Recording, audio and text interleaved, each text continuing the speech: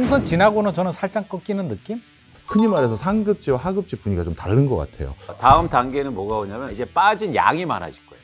그게 언제? 저희가 전망... 예? 언제예요? 언제요? 저희가 어떻게 언제를 맞춰요? 저 자리 좀 바꿔주세요.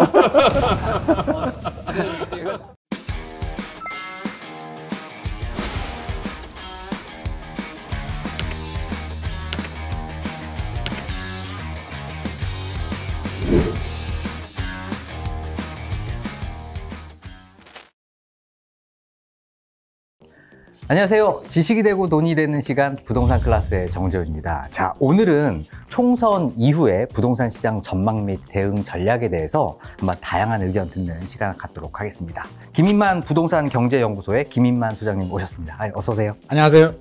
네, 명지대 박정호 특임 교수님 모셨습니다. 네, 안녕하세요. 네, 자 마지막으로 광순의 복덕방의 이광수 대표님 어서 오세요. 네, 안녕하세요. 네, 아유 반갑습니다. 오늘 뭐 귀한 시간 또 이렇게 내주셔서 너무 감사드리고요. 요즘 뭐 굉장히 많이 바쁘시죠? 제일 바쁘실 것 같은데. 열심히 일하고 있고요. 또 불러주시는 곳이 좀 많아서 네, 그러고 있습니다. 네, 갈수록 댄디해지신다는. 옷이 이거 하나여서. 네. 우리 저 광수 형님 모시고 명지대에서 실물투자 대학원을 이제 하나 또 오픈하거든요. 네네. 그래서 저희 또 교수님으로 오실 거예요. 네, 네, 그래서 뭐 신입생 모집해야 되고, 근데 뭐 연락이 잘 안 돼요. 너무 스타일해서. 네. 하여튼 많은 분들 우리 이제 교수님이라고 또 호칭을 해드려야겠네. 네, 교수님 강의 들으러 많이 오십시오. 네, 네. 아유, 뭐 총선 지나고 뭐 여기저기 또 불러주셔서 또 이렇게 열심히 하고 있고요. 분위기가 좀 저는 미묘하게 좀 달라진다라는 느낌이 좀 들긴 하는데 궁금합니다. 최근에 또 이스라엘 상황도 그렇고 굉장히 다이나믹하게 부동산이 역시 재밌는 것 같습니다. 자, 본격적인 토론 시작에 앞서서요, 뭐 댓글 이벤트 저희가 좀 진행하고 있는데요. 오늘 영상을 보신 후에 댓글을 달아주시는 분들께 푸짐한 경품이 좀 준비되어 있으니까요. 자세한 내용은 이렇게 영상 하단에 고정 댓글을 확인해 주시기 바라겠습니다. 자, 최근에 이제 나오는 부동산 지표를 보면요, 여전히 좋지 않은 지표와 그리고 조금은 회복된 듯한 지표가 상반되는 것 같은데요. 세 분의 전문가분, 현재 시장 분위기 어떻게 좀 진단하고 계신지 한번 말씀 한번 여쭙겠습니다. 제가 먼저 말씀드릴까요? 일단 저희가 단기 지표로는 아파트 실거래값 판매 지수, 매매 지수가 있고요. 그 다음에 이제 거래량을 볼 수 있는데, 서울만 말씀드리면 최근 한 4, 5주간 계속 하락하다가 상승 모습을 보이고 있고요. 특히 제가 주목하는 건 3월 서울 아파트 거래량입니다. 저는 한 예상으로 3,800건 정도 예상하고 있는데, 그렇게 되면 뭐 1월과 2월 대비해서 2,000 중반대에서 한 1,000건 이상 올라오는 거기 때문에, 이렇게 보면 가격 지수가 올라가고 있고 그 다음에 거래량이 증가하고 있으니까 완연하게 조금씩 회복하고 있다고 판단할 수는 있겠죠. 그런데 저희가 그 속내를 좀 살펴보면요, 실거래가를 실제적으로 조사해 봤더니 어떤 현상이 있냐면, 매매 가격 지수가 올라간 건 한국 부동산에서 나타나는 게 호가, 그러니까 거래가 잘 안 되면 호가를 기반으로 해서 지수를 산정하잖아요. 그러다 보니까 최근에 매물이 증가하면서 단기적으로 그러니까 지수가 상승세로 전환된 전 효과가 좀 있다고 보고 있고요. 그리고 3월에 거래량 증가하는 게 좀 의미가 있는데, 그것도 제가 다 한번 조사해 봤어요. 전수조사를. 그랬더니 거래가 증가한 지역의 공통점이 하나가 뭐냐면, 가격이 떨어진 곳에 거래가 증가했습니다. 실거래가. 그러니까 지금 시장은 뭐 가격이 오른다거나 그리고 올리면서 아파트를 사는 그런 시장 상황은 아니고, 가격이 일시적으로 좀 조정되고 시장이 좀 안 좋은 상황 속에서 일부 수요자가 시장에 들어오는 분위기가 아닐까. 그렇게 되면 이런 시장의 변화가 지속 가능성이 좀 적지 않느냐, 이렇게 판단하고는 있습니다. 예, 저는 지표를 통해서 얻은 키워드가 이번엔 두 가지인 것 같습니다. 서로 다른 분위기라는 단어 하나랑 그 다음에 관망세, 이 두 가지 단어입니다. 일단 관망세라는 단어가 저는 이번에 더 놀라웠는데요. 예전에 총선 때 보면 항상 선거용 우리가 믿고 싶은 거짓말 공약들이 많이 나오잖아요. 이번에도 여러 GTX를 비롯해서 여러 부동산과 관련된 이슈들이 있는 공약들이 나왔는데, 이제 국민분들께서 상당히 뭐라고 할까요? 스마트해지셨어요.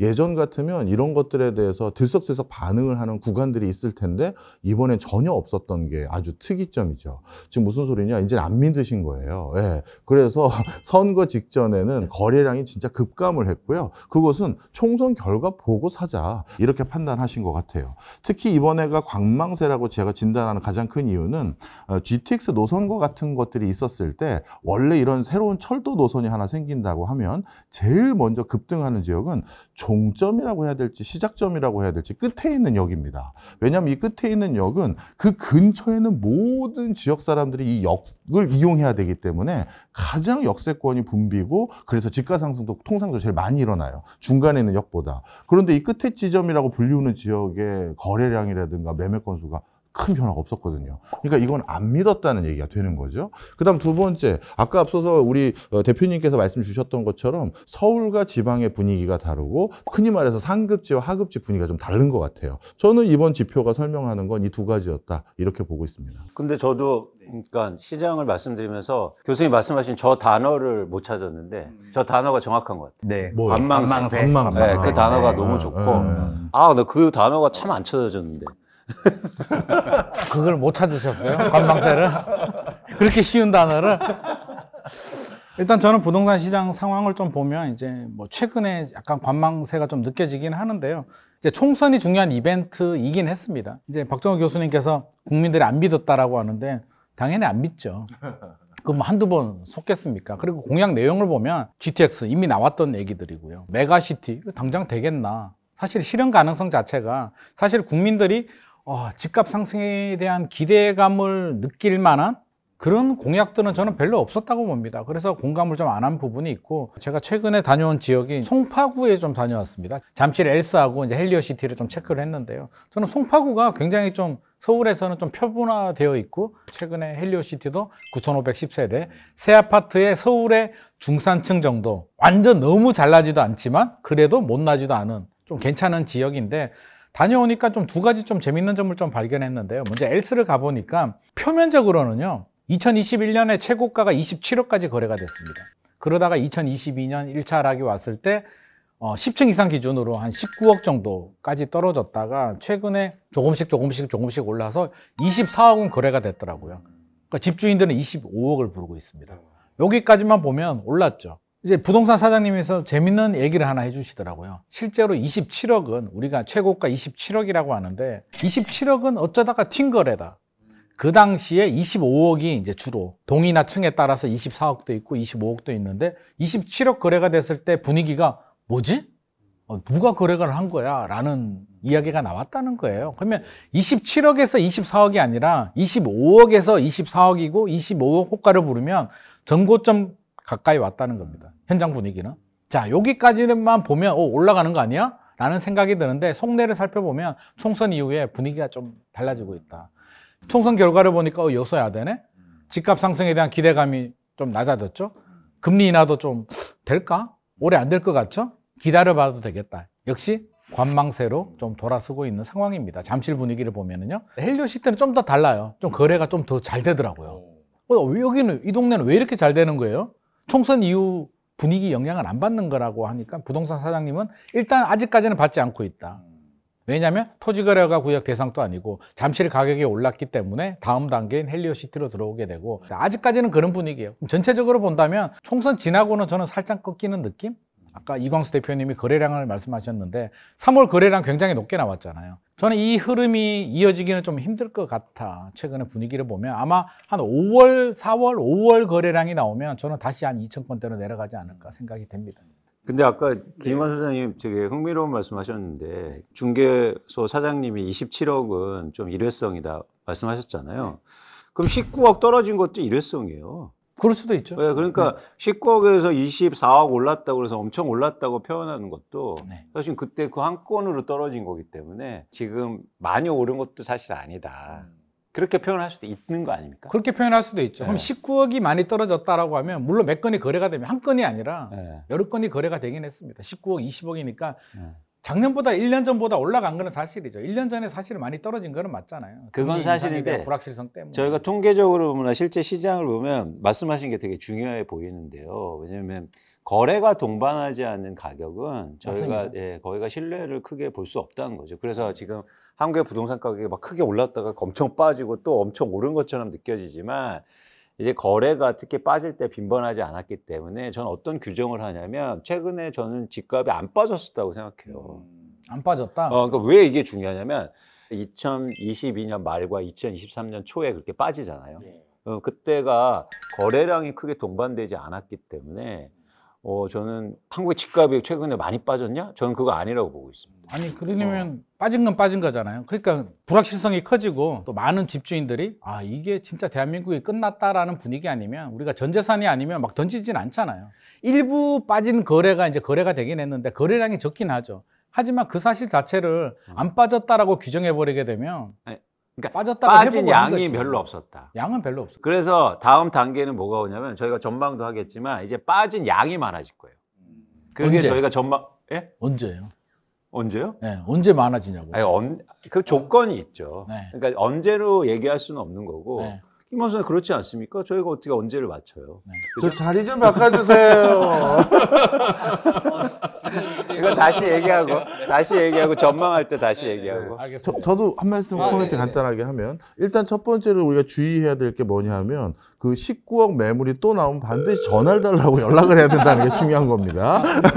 그게 제일 중요한 여러분들이 하셔야 될 제일 이 방송을 들어야 될 제일 중요한 당분간 안 요소고요. 나옵니다. 아이고 저런. 그다음 두 번째는 이 거래량이 굉장히 중요한 요소거든요. 그런데 이번에는 저희가 예년에 거래량을 통해서 이 정도면 시장의 흐름을 관망할 수 있다라는 거래량보다는 볼륨이 좀 낮아질 수밖에 없는 건 분명히 있어요. 왜냐하면 한 사람은 생에 뭐 맥스 쳤을 때 통상적으로 3번 정도 집을 사잖아요. 네네. 그런데 2017년부터 2020년 근처까지 이미 집을 장만한 거래량이 예년에 비해서 근 50% 이상 압도적으로 많았거든요. 그러니까 자리매김을 해버린 거예요.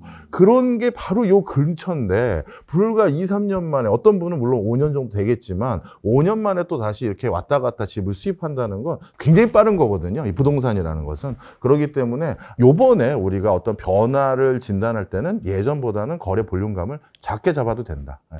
저는 굉장히 공감하는 부분이고요. 사실 거래량이 폭발적으로 늘어나기에는 이미 살 사람들은 많이 샀고요. 급한 사람들은 많이 팔았고요. 거래가 되더라도 일부 사례들, 앞서서 이제 헬리오시티가 거래가 제가 좀 늘어났다라고 말씀을 드렸는데 물어봤습니다. 도대체 어떤 분들이 거래를 하는 거예요? 이 분위기에 막 사야 되는 뜨거운 분위기도 아닌데 라고 하니까 실수요자들 중에서 3분의 1은 입주하시는 분들, 3분의 1은 전세를 끼고 사는데 어떤 분이냐면 강동구에서 넘어오시는 분들, 상급지로. 강동구보다는 송파구가 상급지니까 어차피 떨어지면은 강동구도 떨어지는 거고 오르면 같이 오르는 거니까 이번 기회에 그냥 갈아타자 하시는 분들이 있고 그럼 파시는 분들도 있잖아요. 왜 파는 거야? 원조합원들이 많이 있습니다. 가락시형 아파트. 네. 나이가 좀 드시죠? 60대, 70대 되시는 분들은 팔아서 현금 가지고 하남 감밀이나 위례신도시 가고 남는 돈으로 편하게 살겠다 하시는 분들이 존재합니다. 그래서 이게 어떤 투자성을 가지고 막 뜨겁게 움직이는 게 아니라 그냥 어느 정도 움직이는 사람들은 부동산 시장 상황, 분위기 크게 중요하지 않아. 폭락하지만 않는다면 나는 움직일래 하시는 분들이 움직이는 시장이기 때문에 거래량이 크게 늘어나기는 좀 어려울 것 같습니다. 네. 또 한편으로는 악성 미분양이 서울 같은 경우에는 10년 만에 500가구 이상 늘어날 정도로 안 좋은 소식도 좀 들리는 것 같습니다. 그래서 최근 국토부가 미분양 해소 정책으로 여러 가지 대책들을 좀 마련하고 있는데요. 좀 어떤 내용이고 이게 효과가 있을지에 대해서 한번 말씀 들어보도록 하겠습니다. 일단 지금 미분양 아파트가 증가할 수밖에 없는 이유는 분양가가 비싸기 때문이에요. 그러다 보니까 실수요자들이 그 가격을 감당해낼 수 없는 거죠. 그래서 실수요자 중심으로 일단 청약시장이 구조화되어 있으니까 최근에도 보면 막 청약 경쟁률이 몇백 대 1이었는데 막상 계약 시점에 가면 계약을 안 는단 말이죠. 그냥 일단은 당첨해놓는데 돈이 없는 상황. 그러니까 부동산을 저희가 볼 때 특히 청약시장이나 분양시장은 실수요자가 중요한데 실수요자가 그 가격을 감당해낼 수 없다. 그런 측면에서 이제 미분양이 증가할 수밖에 없고 이게 또 결부되는 게 뭐냐면 그동안 건설사들이 분양을 많이 못했어요. 그런다 이제는 불가피하게 분양을 계속 증가시킬 수밖에 없는 상황이니까 그러면 특히 지방을 중심으로 해서 미분양이 증가할 수밖에 없는 거죠. 그래서 일단 정부는 미분양 아파트가 많아지고 이러면 건설 경기도 좀 어렵고 부동산 시장에 충격을 줄 수 있으니까 당장은 굉장히 의미 있는 정책은 나오지는 않는 상황이지만 미분양 아파트가 증가하면 증가할수록 좀 정책의 강도는 강해지겠죠. 그런데 이게 유사하게 2009년, 10년도에도 한국의 미분양 아파트가 16만 가구 넘으면서 이런 다양한 정책들이 나왔거든요. 근데 그때하고 좀 지금 양상은 다르다고 생각해요. 그때는 뭐냐면 쉽게 말해서 미분양 아파트를 살 수 있는 여력을 갖고 있고 그리고 그만큼 무주택자의 폭이 컸거든요. 근데 그거보다는 지금 상당히 무주택자의 일단 절대 규모도 감소한 상황이고 워낙 절대 금액이 올라 있기 때문에 그 가격을 감당해낼 수 있는 유효 수요가 많이 줄어들었다. 그러니까 내가 살 수도 없는데 세금 깎아줄게. 그리고 나중에 팔 때 양도세 감면해줄게. 그럼 사겠습니까? 네. 물론 그래서 이제 여기서 뭐가 나오냐면 그럼 다주택자에 대해서 규제를 완화해 주는 거예요. 그럼 다주택자한테도 미분양 아파트 사면 각종 혜택이 주어지겠죠. 그러면 다주택자가 과연 투자 목적으로 미분양 아파트를 살까? 이건 좀 더 단기간에 좀 힘들지 않을까 생각합니다. 그래서 말씀드리고 싶은 건 미분양 아파트가 좀 구조적으로 증가하는 건 어떤 정책이 나와도 단기간에 해소하기는 좀 어렵지 않느냐는 게 저희 생각입니다. 네. 부연 설명을 좀 드리면 이제 정부에서 대책이 좀 발표되긴 했는데요. 우리 기억 잘 못하잖아요. 그럼 공감을 못한다는 얘기거든요. 효과가 없다는 얘기인데 무슨 대책이 나왔냐면 일단 LH가 부실 사업장 좀 토지 매입을 해주겠다라는 내용들이 들어가 있고요. 두 번째는 CR 리츠라고 기업 구조조정 리츠입니다. 한마디로 뭐 펀드 같은 건데 이제 우리가 돈 투자하게 되면 지방 미분양 아파트를 70% 정도 뭐 사는 그런 리츠인데 문제는 이게 한 3,000호 정도 매입을 해준다고 해서 지금 지방 미분양이 한 6만 5천 호 정도, 전국 미분양이 6만 5천 호 정도 되는데 3천 호 사는 매입을 하는 동안에 한 5천 호 늘어나지 않을까 싶은 생각이 듭니다. 그래서 효과는 굉장히 좀 약하다. 이 정도 가지고 될 문제는 아니고요. 이광수 대표님 말씀하셨듯이 시장에서 받아주기가 현실적으로 쉽지 않다. 분양가도 높고 살 사람들 많이 샀고 4월에 분양 물량이 좀 굉장히 많이 쏟아냈어요. 그게 절반 이상 저는 미분양으로 이어질 가능성이 높기 때문에 결국 미분양은 6만 5천 원에서 저는 더 늘어날 가능성이 높다. 물론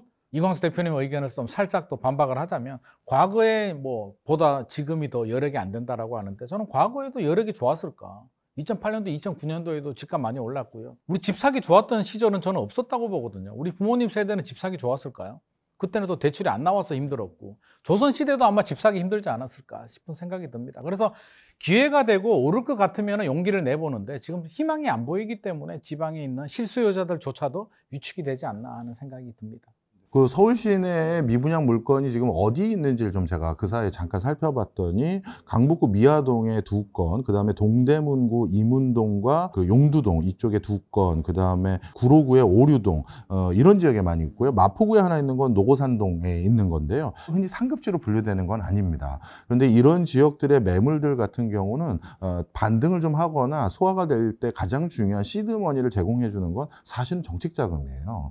만약에 올해 뭔가 미분양 물건이 국가 경제에 큰 위해가 된다라고 생각이 들 경우 국가에서 작년과 같은 특례 보금자리 론과 비슷한 거를 만약에 출시를 한다고 한다면 이 물건들은 소화가 될 법한 그래도 위치예요. 시공사들도 봤더니 현대건설이라든가 HDC 그러니까 현대산업개발이라든가 신세계건설 나름대로 그래도 브랜드가 있는 곳들이기 때문에 이런 거는 정책적 여부에 의해서 달라지는 거고요. 지금은 근데 정책 기조가 신생아라는 키워드로 묶여져 있기 때문에 대부분의 어떤 사람들이 이거를 정책 자금으로 사기는 어려워 보이고 이 서울에 있는 물건은 언젠가는 해결이 된다 시장에서. 그런데 문제는 지방이다. 저는 이렇게 판단하고 있습니다. 지금 뭐 정부가 미분양 대책을 미리 발표한 것은 뭐 총선 이후에 PF 부실 문제이기 때문이다라는 이런 의견도 있는데요. 항상 위기론이 좀 펼쳐왔었던 것 같아요. PF 위기론 지금 좀 어느 수준으로 보시나요? 그러니까 일단 PF가 저희가 위기론을 얘기하는 이유가 사실 규모가 굉장히 크다. 그런데 흥미롭게도 뭐냐면 분양을 아직 못한 쉽게 말해서 토지만 보유한 PF들이 워낙 많기 때문에 미착공 PF라고 하죠. 그동안 만기가 돌아오면 만기 연장을 했는데 공교롭게도 올해 1분기 이후에 만기가 이제 본격적으로 시작되거든요. 그렇다 보니까 만기가 돌아오면 이거 어떻게 될 건가? 뭐 이자도 내야 되고 금리도 높은데 그런 문제의식이 좀 남아있는 거죠. 그런데 이 문제를 해결하는 방법은 두 가지가 있는 거죠. 하나는 뭐냐면 용기 있게 분양을 하든지 아니면 토지를 경공매로 팔든지 이제 두 가지 방향으로 문제 해결에 나서겠죠. 그렇기 때문에 아까 김희만 소장님 말씀에 전적으로 동감하는 게 이제 첫 번째 방식을 쓰는 사업장이 나오겠죠. 그래서 분양을 막 하기 시작하면 분양 물량이 증가하고 그러면 분양이 안 되면 이제 미분양이 증가할 텐데 우리가 미분양 아파트를 측정할 때 분양 시점에서 6개월 이후거든요. 그러면 이제부터 분양을 하면 올해 하반기, 4분기 때 아마 미분양이 크게 증가할 수 있을 거예요. 그리고 두 번째 방향성은 이제 경공매가 나왔는데 이것도 쉽지 않은 게 어렵다고 해서 빠는 탕을 누가 사겠습니까? 그래서 요즘 이런 PF의 낙찰률을 보면요. 거의 한 자릿수거든요. 예, 그런 상황 속에서는 이 부동산 PF가 문제 해결이 쉽지 않다. 그래서 위기론을 얘기한다. 근데 뭐가 위험하냐면 건설사와 시행사와 일부 금융권이 이제 영향을 미치는 거거든요. 근데 이제 이따도 소장이 말씀하시겠지만 미리 제가 선수를 치면 대형 건설사가 안 어려워지면 위기가 아니다. 이제 이 말씀 하실 거란 거죠. 어떻게 보시나요, 소장님? 제가 할 말을 다 해가지고요. 입이 건질건질한데 일단 다 듣고 제가 말씀을 드릴게요. 그렇게 위기를 진단하면 안 된다. 아까처럼 작은 건설사나 중소형 건설사 입장에서 엄청나게 위기인 거잖아요. 그러니까 이걸 입장을 좀 다르게 해서 볼 필요가 있어서 저는 위기라고 막 얘기해서 미리 대비하고 이런 게 좀 필요하지 않느냐 생각합니다.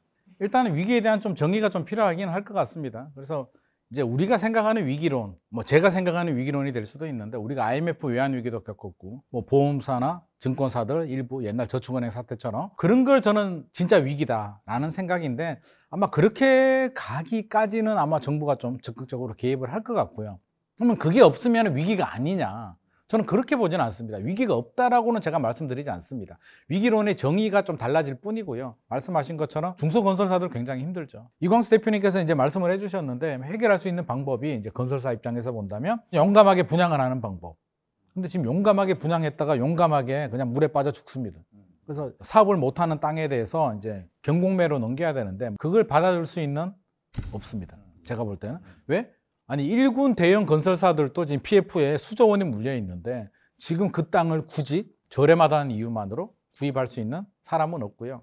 그러면 개인이 사줘야 되는데 개인이 수백억 수천억 되는 땅을 어떻게 사겠습니까? 결국 국가가 나서야 되는데 나온 대책에 LH가 매입을 해준다는데 LH가 몇 개를 매입을 할 수가 있겠습니까? 실질적으로 쉽지가 않다. 그러면 시장에서 무주택자들이 내 집 마련을 해줘야 되는데 무주택자 입장에서는 기대감이 낮고 분양가가 또 너무 비싸요. 최근에 제가 일주일에 한 3개, 4개 단지 정도 청약단지를 분석하는데 깜짝깜짝 놀랍니다.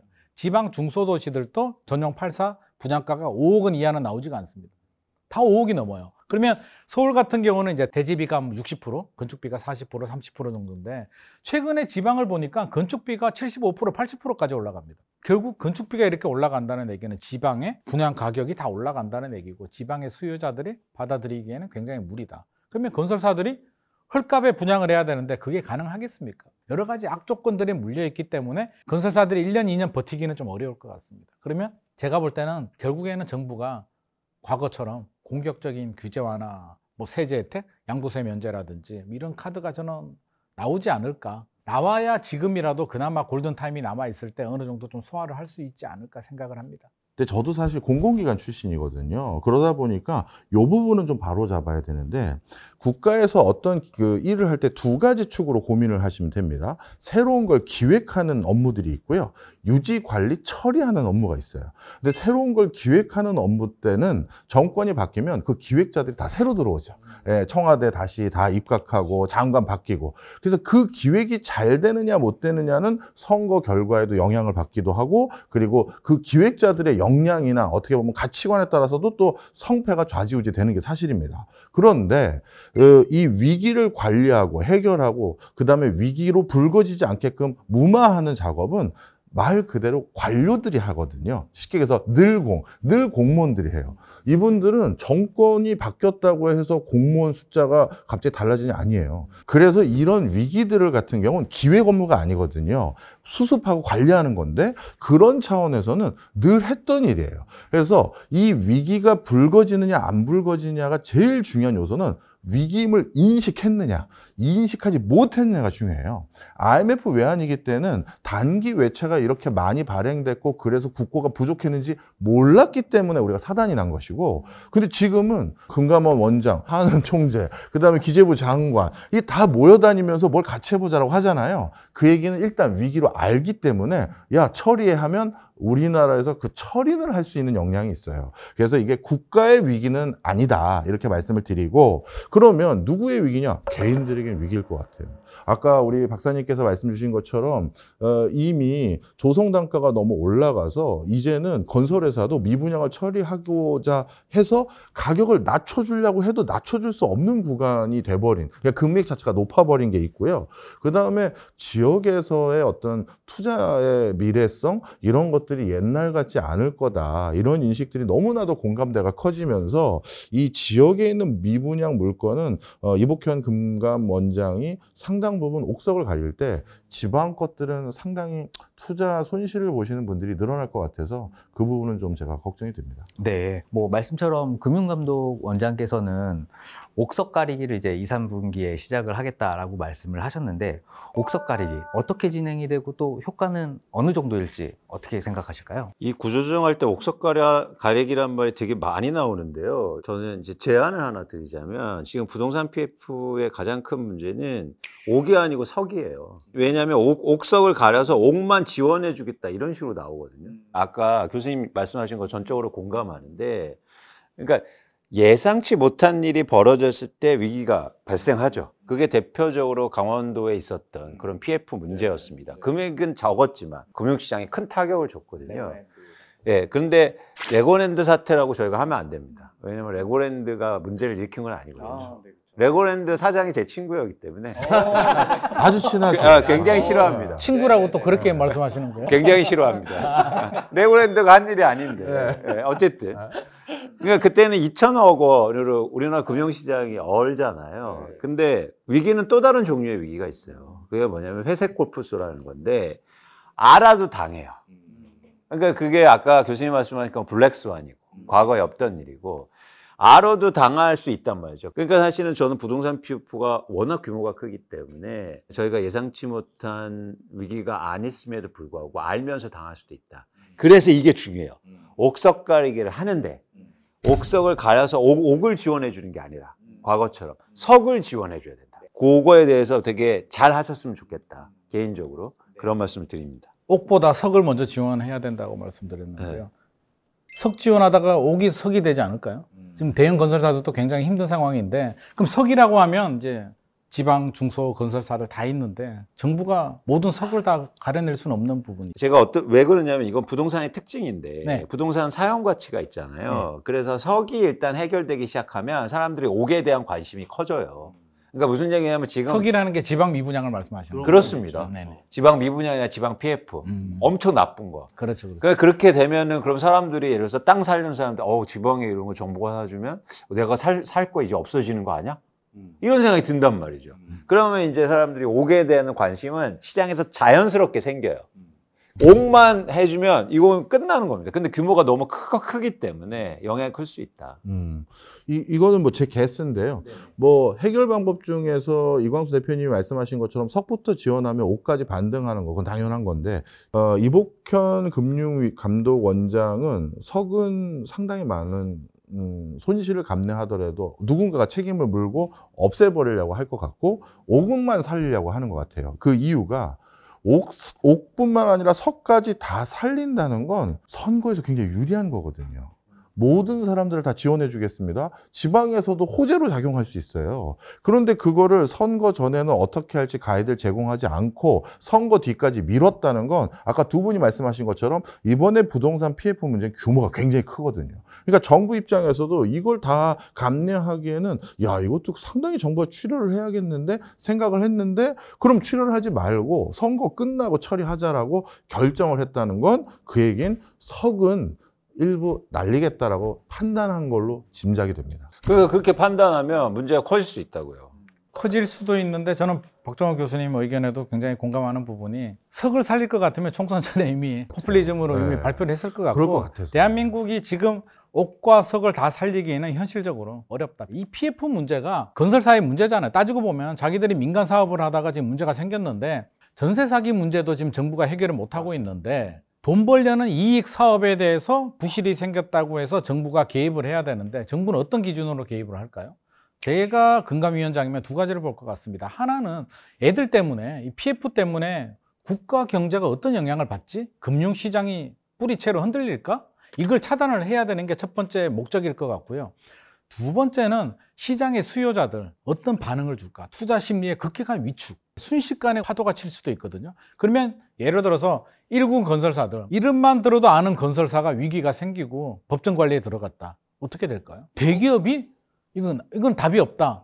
사야 되는 사람들도 안 사고요. 많은 집주인들이 멀쩡하던 물건까지도 망가져 버릴 수도 있기 때문에 정부는, 저는 이런 고리는 막으려고 노력을 할 것 같습니다. 결국에는 이게 옥을 살리는 정책이 되는 거고, 석 살리는 정책은 아마 민간한테 맡길 것 같습니다. 세제 혜택 정도. 지방 미분양을 사게 되면 5년간 양도세 면제해 줄게. 뭐 은행들 니들 저리 대출 좀 해줘.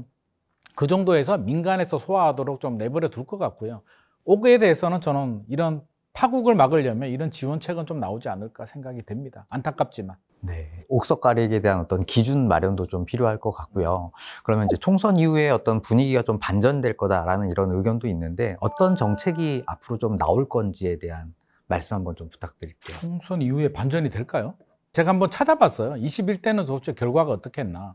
지금하고 거의 비슷해요. 지금 뭐 참패다, 난리가 났다라고 하는데 원래 참패였습니다. 달라진 건 없는데 뭐가 달라졌냐면 기대감이죠. 3월 초만 하더라도 뭐 분위기가 여당이 나쁘지 않았으니까 처리되지 않았던 소득세법, 주택법 개정 좀 하고, 발표만 하고 법 개정이 안 된 거 좀 개정이 되면 좀 나아지겠지라는 기대감이 있었던 것 같은데, 지금 그 기대감이 없기 때문에 총선 이후에 매도자 시장 입장에서 보자면 뭔가 긍정적인 게 뭐가 나올 수가 있을까. 지금 정치 구도 하에서 야당이 규제를 풀어준다? 말이 안 되는 얘기잖아요. 집값이 폭락하면 문제는 달라질 수는 있어요. 2022년 12월처럼 폭락하면 여당이고 야당이고 어디 있습니까? 국가 경제가 달렸는데. 지금 보합을 유지하는데 뭐 어떤 규제 완화 대책이 나온다? 그거는 지지자들을 배신하는 일이죠. 야당에서 절대 협조해주지 않을 것 같습니다. 공시가격 폐지 뭐 이런 거 되겠습니까? 그래서 제가 아까 물밑에서 약간 변화가 느껴진다는 게, 이런 불안 심리가 지금 조금씩 먹지에 스며들듯이 스며들고 있는 것 같습니다. 저는 대선 기간까지, 그 대선 직전까지 오랜 기간 휴면기다 이렇게 전망하고 있습니다.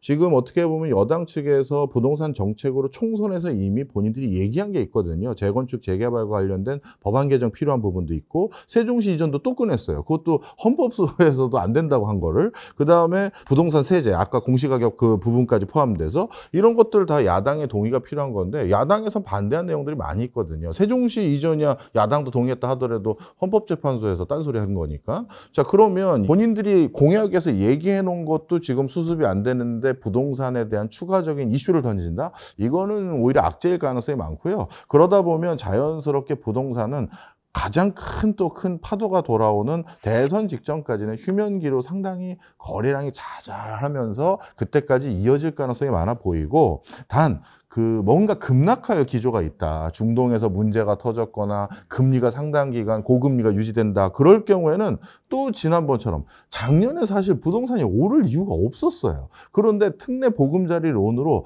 하방을 완전히 단단하게 받쳐주니까 이게 버티더라고요. 왜냐하면 경기를 완전히 죽일 수는 없다는 판단 아래 하방만 맞고 상방까지는 기대할 건 없어 보인다. 대선 전까지. 저는 그렇게 보고 있습니다. 네. 세종시로의 국회의전 이런 이야기도 좀 나오잖아요. 실현 가능성이 있는지, 집값에는 어떤 영향이 미칠지 한번 의견 좀 한번 여쭤볼게요. 일단 이건 뭐 정치적 의지의 문제니까요. 뭐 예측하는 분야는 아닐 것 같고요. 근데 이제 중요한 게, 그렇게 되면 집값에 어떤 영향을 미칠 거냐. 쉽게 말하면 세종시에. 근데 세종시를 잘 보면 수요자 중에 투자 비율이 거의 40%에 육박합니다. 그러니까 세종시 아파트에서 투자로 사는 사람들이 40% 정도였다는 거죠. 그 얘기는 뭐냐면, 이런 이슈에 굉장히 민감하거든요. 그런 차원에서 이런 뉴스를 해석하는 방법이 좀 필요한데요. 세종시로의 국회 이전은 새로운 이슈가 아니에요. 투자 시장에서는 새로운 뉴스가 아니면 영향을 안 미칩니다. 이미 반영이 돼 있는 거죠.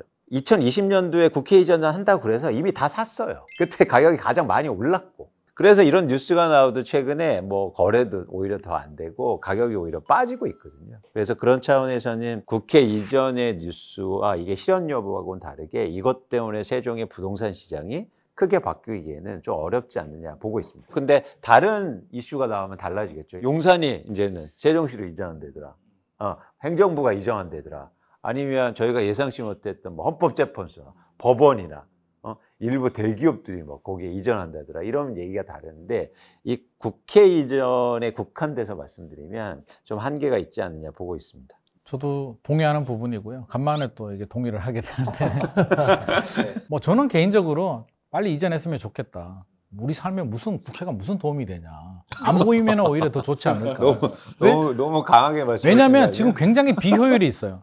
KTX 타고 회의를 하기 위해서 중간에서 이게 하는 비효율 때문에 국감하게 되면 난리도 아니잖아요. 세종 가서 일하면 되잖아요. 국회의원들이 왜 꼭 여의도에서 정치를 해야 되는지를 저는 잘 모르겠거든요. 국감 화상으로 하면 안 되나요? 제가 국회의원이 아니라 가지고 제가 국회의원 되면 추진해 들어가겠습니다.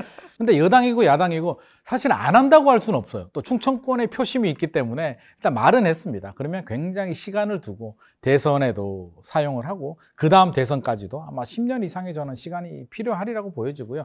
그러면 세종시 집값에는 어떤 영향을 주느냐, 이광수 대표님이 정확히 말씀을 해주셨습니다. 알려진 호재는 더 이상 호재가 아닙니다. 2020년에 충분히 반영이 됐고 2020년 분위기를 살짝 말씀드리면 세종시에 계시는 분들 그렇게 얘기를 했죠. 우리가 서울처럼 된다. 집값도 서울처럼 될 거야.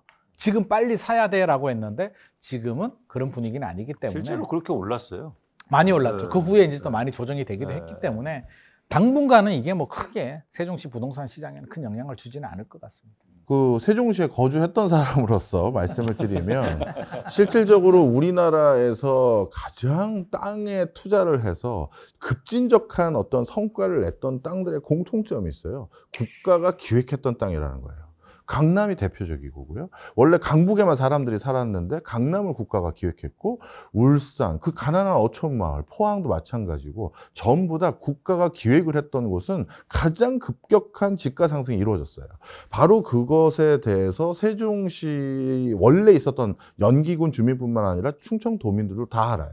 특히 충청도민들 사이에선 특히 나이 드신 분들이 저도 세종시에 살 때 아파트 구하러 가고 그 근처에 주말 농장 하고 싶어서 한 100평 정도, 그 100평도 커서 나중에 이거 감당 안 된다는 걸 뒤늦게 깨닫고 엄청 힘들었는데 그 100평 정도 텃밭을 사볼까 하고 이제 친구들하고 4명이서 이제 알아보러 다니는데 동네에 오랫동안 터줏대감으로 있었던 공인중개사 아저씨들을 만났어요. 그 연기군 때부터 있던. 근데 그분들이 저한테 뭐라고 하셨냐면 충청 지역 분들에게는 믿음이 하나 있대요. 호남은 어차피 이쪽, 영남은 어차피 이쪽을 찍으니 항상 선거가 접전이 되거나 아니면 캐스팅 보드에 표가 필요할 땐 자신들에게 많은 걸 줬대요. 대표적으로 박정희 대통령 때는 서울대학교와 똑같은 위상인 카이스트를 대전에 내려보내줬고 그 다음에 DJ 때는 청이라고 붙은 것. 통계청, 특허청, 관세청, 청 단위를 전부 다 또 대전에 내려보내줬고 노무현 대통령 때는 행정수도 이전으로 또 충청권 표심을 잡았고 이명박 때는 과학 비즈니스 벨트라고 해서 어마어마한 거 조 단위로 또 시설 투자해주겠다고 했고 뭐 이런 것들이죠. 그래서 본인들이 아세요. 여기가 한 번에 뭐가 다 완비되는 게 아니라 조금씩 우리 쪽으로 뭘 보내주더라. 그래서 그런 것들에 대한 믿음이 있어서 이번 선거든 다음번 대선이든 총선이든 조금씩 내려오지 않고선 안 된다라는 어떤 믿음들이 있더라고요. 동네 분위기 전달했습니다. 감사합니다. 충청도가 지정학적으로 굉장히 좋은 위치에 있군요. 충청도 분들이 굉장히 똑똑하시네요.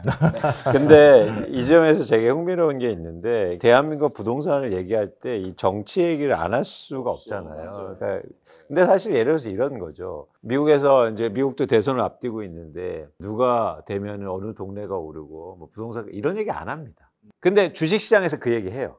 그러니까 예를 들어서 트럼프가 되면은 예를 들어서 뭐 원유나 가스 관련된 주가 오르고 뭐 바이든이 계속되면 또 전기차가 될 거다 이런 얘기 하잖아요. 그 가장 큰 차이는 뭐냐면 투자자들이 많기 때문이에요. 그러니까 주식은 투자로만 하는 사람들이 있잖아요. 근데 예를 들어서 미국은 주택을 투자하는 사람들이 많지 않으니까 더 이런 정책이나 민감하게 주식인 거예요. 근데 우리 대한민국은 부동산을 투자로 하는 사람들이 워낙 많으니까 양도세, 취득세 이런 거에 민감한 거죠. 양도세 내가 한 집에서 오래 살면 양도세 안 내거든요. 근데 왜 이렇게 누가 되는가가 중요합니까? 왜냐하면 돈 벌어서 양도세 낼 것 같으니까. 사실은 내가 투자자니까. 이게 제가 나쁘다 좋다를 얘기하는 게 아니고 어쨌든 이런 정치 얘기를 하고 이런 게 불가피하다. 특히 부동산에서는 그 말씀을 좀 드리고 싶었습니다. 자, 그럼 이제 본격적으로 하반기 부동산 시장 오를 건지 내릴 건지 전망에 대한 한번 의견 한번 여쭤보도록 하겠습니다. 제가 시장을 전망할 때, 가격 전망할 때는 가장 중요한 것 역시 수요와 공급인데요. 수요는 집을 살려는 사람이겠죠, 당연히. 그래서 집을 살려는 사람은 실수요가 있고 투자 수요가 있는데요. 투자 수요는 지속 감소할 가능성이 커 보입니다. 왜냐하면 집값 상승에 대한 기대감이 높지 않기 때문에. 그래서 투자 수요가 지속 감소할 것으로 예상하고 있고요. 근데 실수요는 약간 양상은 달라요. 왜냐하면 어차피 쓰는 수요가 있기 때문에 일시적으로 뭐 변동할 수는 있는데, 근데 실수요가 집값 상승이나 하락을 결정하진 않으니까 그 정해진 상수의 값이라고 일단 보고 있습니다. 그런데 주택 가격의 흥미로운 지점이 뭐냐면 수요가 없다고 해서 빠지지 않아요. 왜냐하면 유효 기간이 없기 때문이에요. 그러니까 예를 들어서 우리가 먹는 사과는요, 안 사면 가격이 빠지게 돼 있어요. 가면 갈수록 썩어가니까. 그렇죠? 그래서 파는 사람이 싸게 파는. 그래서 예를 들어서 할인도 있는 겁니다. 근데 부동산은 유효기간이 없기 때문에 파는 사람이 싸게 파지 않으면 더 떨어지지 않거든요, 가격이. 그래서 지금은 그런 상황이라고 봐요. 근데 최근에 서울의 아파트를, 전국도 마찬가지고요, 매도 물량이 크게 증가하고 있습니다. 그러니까 매도 물량이 증가한다는 얘기는 팔고자 하는 사람이 증가하는 거고, 이게 서울 아파트만 해도 1년 전보다 거의 40% 이상 증가했는데요. 일단 파는 의지가 생기기 시작했어요. 근데 저는 그래서 이번 총선이 중요하다고 봤어요. 이유는 뭐냐면 이제 물건을 내놨는데 집을 갖고 있는 사람들은 기대를 하고 있었어요. 뭐냐면 좀 시장이 변해서 집값 오르면 나 좀 비싸게 팔아야겠지. 그런데 총선 이후로 실망감이 커진 거예요. 그러면 실망감이 터지면 이제부터 시장에 내놓는 매물의 분들이 호가를 낮추게 될 겁니다. 그럼 가격이 떨어질 수 있겠죠. 근데 전 그 하락폭이 수요가 없는 상황 속에서 좀 더 커질 가능성이 있지 않을까. 그래서 전 하반기로 갈수록 가격 하락폭은 조금씩 더 커지고, 가격 하락폭이 커지면 실수요가 다시 살 거예요. 그러면서 거래량은 조금 회복하는 그런 모습을 하반기에 전망하고 있습니다. 일단 두 가지 측면에서 봐야 되는데, 이제 변수하고 기대감인데, 일단 기대감을 본다면 일단 하락폭이 커진다고 이광수 대표님께서 말씀하셨는데, 일단 저는 보합세는 유지될 것 같습니다. 그러니까 거래가 잘 안 되는, 거래량은 떨어집니다. 근데 과거 사례를 보니 이 시기만 지나가면 또 올라가더라 라는 심리가 지금 또 굉장히 팽배해 있습니다. 매물이 이제 8만 호가 이제 넘어섰다고 하는데, 특징이 뭐냐면 호가를 올려요. 집주인들이 호가를 내리면 매수자들이 따라 붙어줘서 거래가 좀 될 수도 있는데, 호가를 안 내리고 있어요. 추석까지만 하더라도 서울 아파트 거래량이 3,800건 정도 되다가 1,800건까지 내려왔거든요. 내려왔다가 2024년 오래되면서 조금씩 늘어나서 2월이 좀 떨어진 거로 나오는데, 2월은 날짜가 작잖아요. 그리고 설 명절이 있기 때문에 사실 2월도 거래량이 굉장히 많이 늘어난 거예요. 3월도 늘어났고. 그러면 우리가 상반기에 전문가들이 또 전망을 할 때 상저하고 뭐 이야기하시는 분들이 꽤 많이 있습니다. 하반기는 좀 좋아질 거예요. 기준금리가 좀 내려가니까, 기대감이 커지니까. 총선 결과에 따라서 그래도 21대보다는 22대가 낫지 않겠어 라고 했는데, 지금 두 가지 기대가 다 무너지고 있죠. 올라가기는 좀 힘들 것 같습니다. 하반기에 상승 압력은 굉장히 낮아졌는데, 하락폭이 커지는 거에 대해서는 저는 아직은 집주인들이 그럴 마음의 준비는 되어 있지 않다고 봅니다. 그럼 전제 조건은 이제 변수를 얘기해야죠. 저는 가장 중요한 변수가, 이제 정책적으로는 변수가 안 나올 것 같습니다. 아니, 정치권들이 지금 뭐 원 구성하고 자기들이 바빠 죽겠는데 민생에 뭐 그 정도까지 신경을 안 쓸 것 같습니다. 그러면 중요한 변수는 결국에는 금리와 그 국제 정세. 올해는 기준금리 못하는 걸 이제 기정사실화하고 있는데, 반대로 기준금리 내리게 되면 기대감이 높아져요. 반대 경우가 생길 수도 있습니다. 금리가 올라갈 수도 있어요. 또 시작이야. 이번에 올라가면 앞으로 그럼 또 얼마나 더 올라가는 거야. 큰일 났네. 분명히 급매물이 나옵니다. 호가 뚝뚝 떨어져요. 그렇게 되면 하락폭이 커질 수도 있습니다. 그거는 변수인데, 지금 우리가 이런 변수를 논하기에는 사실 우리가 파월 의장 마음을 어떻게 알겠습니까? 일단 지금까지 상황을 보면 그냥 보합 흐름이 유지가 되고, 변수에 따라서 극단적인 결과가 나올 수도 있다는 말씀 드리고 싶습니다. 그러니까 요거 잠깐만 제가 박종 교수님 말씀하신 하나만 말씀드리면, 그러니까 처음에 집을 내놓을 때부터 호가를 낮추는 사람은 없어요. 그렇기 때문에 매물이 증가할 때 당연히 호가가 올라가는 거고요. 근데 거래가 안 되겠죠. 일단 그런 현상인 거고, 두 번째는 아까처럼 금리가 인하될 거라고 예상을 했는데 이제 실망감이 있다. 그게 자산시장에 지금 반영이 안 됐다고요. 그 실망감이. 아직 반영이 안 됐다. 네, 지금 반영이 되고 있는 부분이죠. 그러니까 저는 그렇게 생각해요. 왜냐하면 네. 가격이 떨어지지 않잖아요. 네. 그건 뭐냐면 사람들이 생각이 바뀌는 게 지금 자산시장의 반영이 조금 그 속도가, 그러니까 그렇죠. 영향이 있으니까. 영향은 있죠. 그 말씀에 미미한 변화는 전적으로 있죠. 공감. 뭐냐면 다시 이제는 금리 뭐 이렇게 될 거야, 경기 위축될 거야, 그런 이제 마음의 변화가 났는데 혹시 인하되면 영향이 크겠죠. 네. 근데 여기서 이 마음 바뀐 게 시장에 영향을 안 미쳤는데 벌써 그 변화를 얘기한다는 건 좀 빠르다. 그러면 네. 그 불안감 때문에 네. 호가를 바로 떨어뜨리지는 않을 거라는 거죠. 제가 볼 때는. 그런데 일단 적어도 6개월, 1년은 저는 지켜보지 않을까 싶습니다. 그래서 우리가 지금 사실은 집을 누가 파는가 이제 다음 주제긴 한데요. 지금 누가 파는 거에 집중하는 이유예요. 그래서 그 파는 사람들을 알면 왜 호가를 낮추는지 제가 다음 부에 말씀드리겠습니다. 야, 이거 저 끊을 줄 얘기도 아시네. 안 하는데 끝나는 거예요? 끝나는 분위기인데 이거. 절묘하게 끊어버리는. 자, 저도 두 분 의견과 거의 비슷합니다. 보합세예요. 그런데 저는 관점을 달리해서 개인 차원에서 비유를 좀 드리면 보합세라고 해서 기회가 없는 게 아니라 오히려 이번에는 금매를 잘 잡으시면 굉장히 좋은 기회를 얻을 수 있다고 말씀을 드리고 싶습니다. 자, 앞서서 우리가 그 영끌족이라고 부르는 대출을 좀 많이 껴서 부동산을 취득한 분들이 적지 않은 상황이에요. 지금 그 매물들이 아직 남아 있습니다. 근데 이분들은 한 해, 두 해, 세 번째까지 버티면서 금리 좀 낮아지려나 부동산에 호시절 올려나 그렇게 견디고 계신 분들도 계세요. 그러다 못 견디고 금매로 던진 매물들, 아까 말씀 주신 사례도 그런 매물들 잘 잡으면 굉장히 싸게 살 수가 있는데 올해 분위기가 어떻게 되냐 하면 올해는 더 이상 연준에서 금리를 우리 연초에 기대했던 것만큼 급격하게 낮추지 않을 것 같아. 견딜 수 있는 희망 고문이 이제 점점 사라져가는 거죠. 올해 안 낮추는구나. 그럼 내 이자 비용을 계속 더 내야 되네. 그게 하나 있고, 그 다음에 부동산을 이렇게 그 레버리지 껴서 살 수 있는 분들은 사실 직장이 좀 견실한 분들이 많거든요. 근데 이 직장이 견실한 대표적인 업종에 해당되는 금융, 건설, 미디어, 유통 이쪽에서 올해 구조조정 아닌 구조조정을 다 단행하고 있어요. 그렇게 됐었을 때 현금 흐름에 변화들이 생기거든요. 그러면 도저히 안 되겠다. 나는 던져야겠습니다. 해서 뭐 20% 낮춰서 또는 뭐 많으면서 30% 낮춰서 던지시는 분들이 계실 거예요. 그래서 보합세 중에 금매물이 이런 가격에 이 매물들이 라는 것들이 있는 게 저는 하반기의 흐름이다. 이렇게 보고 있습니다. 네. 세 분의 전문가분께서 이제 보합에서 이제 하락을 모두 다 전망을 좀 해주셨는데요. 그럼 결국에는 과연 어느 정도 집값이 올바른 집값이 거냐?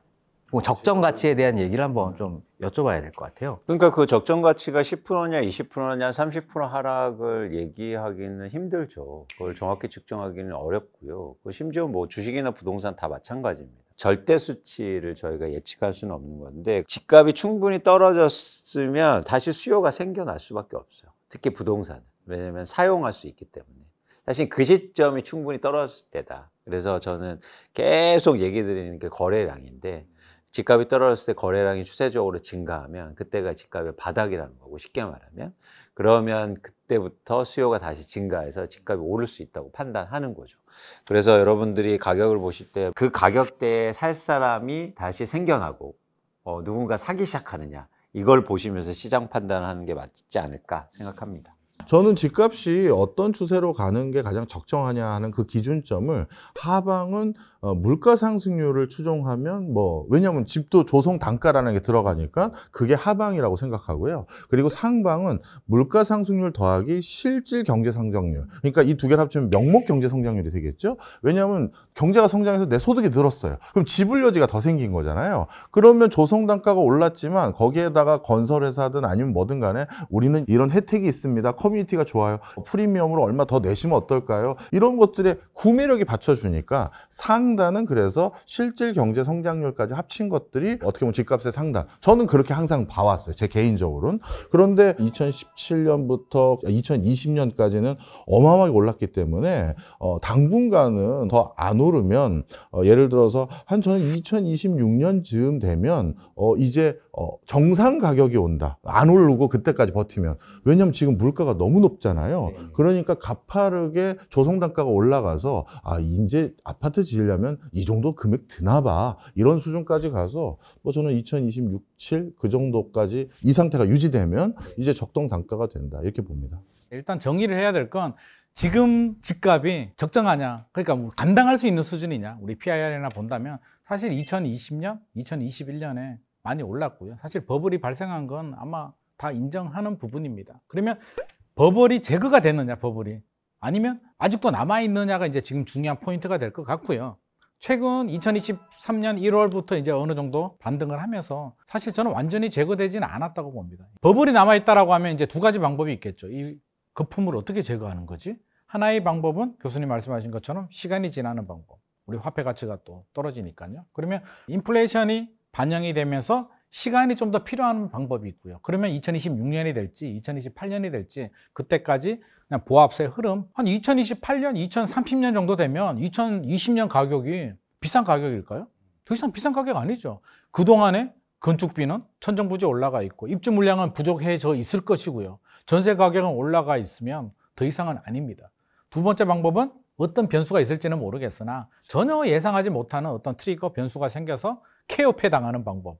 한마디로 집주인들이 케어패 당해서 급매로 집어 던지는 방법. 그렇다면 그 시기는 저는 훨씬 더 단축이 될 것 같습니다. 그러면 매수자 입장에서 본다면 언제 사는 게 좋은 거야? 얼마에 사야 되는 거야? 라고 한다면 고점 대비 30% 정도 떨어지느냐? 아니면 2020년 상반기나 2019년 하반기 정도 가격으로 떨어지느냐? 이 정도라면 무조건 저는 사야 된다고 보고요. 필요한 사람, 자금력이 되시는 분들이라면. 두 번째 경우가 있을 수도 있죠. 사야 돼. 라고 하면 이게 몇 년도에 올지도 모르는 2차 하락이나 케어패를 기다릴 수는 없는 거잖아요. 그렇게 본다면 교수님 말씀하신 것처럼 기존의 기성세대들은 버틸 만한 여력이 돼요. 이미 2017년, 2018년에 거래량이 엄청나게 늘어났습니다. 진짜 투자자들은 그때 굉장히 많이 샀어요. 지금 집값이 조정돼도 마진이 남아있는 분들이에요. 문제는 영끌하신 분들, 2020년, 2021년에 들어가신 분들은 자금력도 부족한데 무리하게 좀 사셨어요. 버틸 만한 힘이 있어야 되는데 경험도 부족해요. 경험해보지 못하면 모르거든요. 지금이 아마 기성세대들보다 훨씬 더 고통스럽고 힘들 거예요. 뭔가 좀 좋아질 것 같은데 안 좋아지고 금리 내릴 것 같은데 안 내리고 이게 1년 이상 지속이 된다? 아마 굉장히 고통스럽고요. 못 버티는 분들은 아마 급매로 10%든 20%든 저렴하게 내리는 물건들이 나옵니다. 그러면 자금력이 되고 필요하신 분들이라면 사시고 조건은 내가 사서 바로 올라가진 않는다. 바로 올라가면 땡큐고 바로 안 올라 5년 후에 올라가도 되는 거잖아요. 그래서 그런 마음을 가지고 필요하신 분들이라면 그렇게 좀 준비를 하시는 게 좋을 것 같습니다. 네, 지금 세 분의 전문가분들께서 굉장히 중요한 기준을 좀 말씀을 해주셨는데요. 박사님 어떤 게 마음에 드십니까? 저는 뭐 세 개 다 마음에 드는데요. 아, 그러지 마시고요. 하나 선택하세요. 하나만 선택하세요. 아빠가 좋아, 아빠가 좋아. 전 다 좋습니다. 네. 그러면 세 분 전문가분께서 이런 의견이, 이런 전망이 어느 정도까지 좀 지속된다고 좀 생각하면 될까요? 저는 2026년까지 지속될 것 같고요. 선거 결과 이후 제가 뭐 특정 정파에 호불호가 있는 거 아닙니다. 약간 네임덕이 좀 빨라지는 것 같은 분위기가 있습니다. 그렇다면 다음 시즌을 준비하기 위한 속도가 더 빨라지는 것 같거든요. 그렇게 되면 대통령 임기 3년 남았다가 아니라 2년 남았다고 봐야 되는 거고, 그러면 2년 뒤에는 본격적으로 차기 주자들이 자신들의 비전을 던지기 시작할 거예요. 그런데 요즘 또 코로나19 이후 또 변화된 게 부동산에 대해서도 마치 주식 투자하듯이 시장의 대응이 되게 발빨라졌고 실제 부동산을 주식처럼 사고 파는 것처럼 생각하는 분들이 계세요. 그러다 보니까 그런 선반영의 속도도 상당히 빨라질 거라고 봐서 저는 2026년 상반기에 많은 변화들이 생길 거다. 저는 그렇게 봅니다. 저도 공감하는 부분이고요. 이제 2022년부터 사실 보합이 들어갔잖아요. 더 이상 올라가진 않았기 때문에 올해가 3년 차입니다.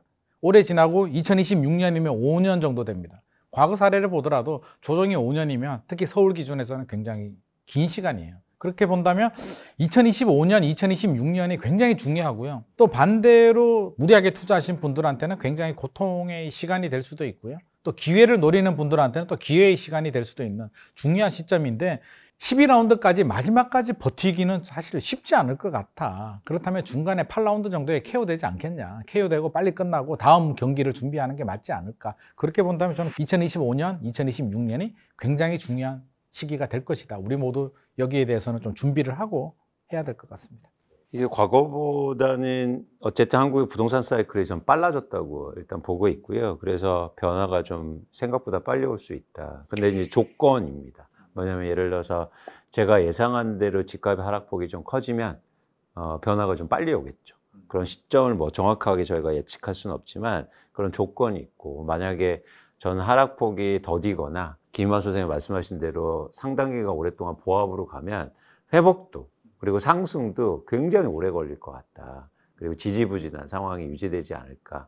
그렇게 일단은 저는 조건으로 전망을 좀 하고 있습니다. 네. 자, 그러면 마지막 한번 좀 질문 드려보겠습니다. 금리 인하에 대한 기대감이 점차 희석 좀 되고 있는 상황인데요. 이런 금리에 대한 어떤 변수와 금리가 아닌 그 밖에 집값에 영향을 미치는 변수, 우리 구독자분들께서 좀 어느 부분의 변수들 좀 눈여겨서 올 하반기 좀 보면 되는지 한번 여쭤보겠습니다.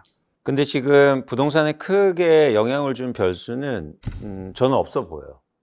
예를 들어서 금리 얘기도 많이 하시지만, 그러니까 금리가 우리가 관심 있는 건 하락이다 상승이다의 관심은 저는 아니라고 봐요. 그러니까 예를 들어서 하락폭이 얼마나 되느냐, 상승폭이 얼마나 되느냐, 사실 여기가 중요해 보이거든요. 그런 측면에서는 크게 하락시킬 수도 없고 그렇다고 해서 크게 상승시킬 수도 없는 상황이잖아요.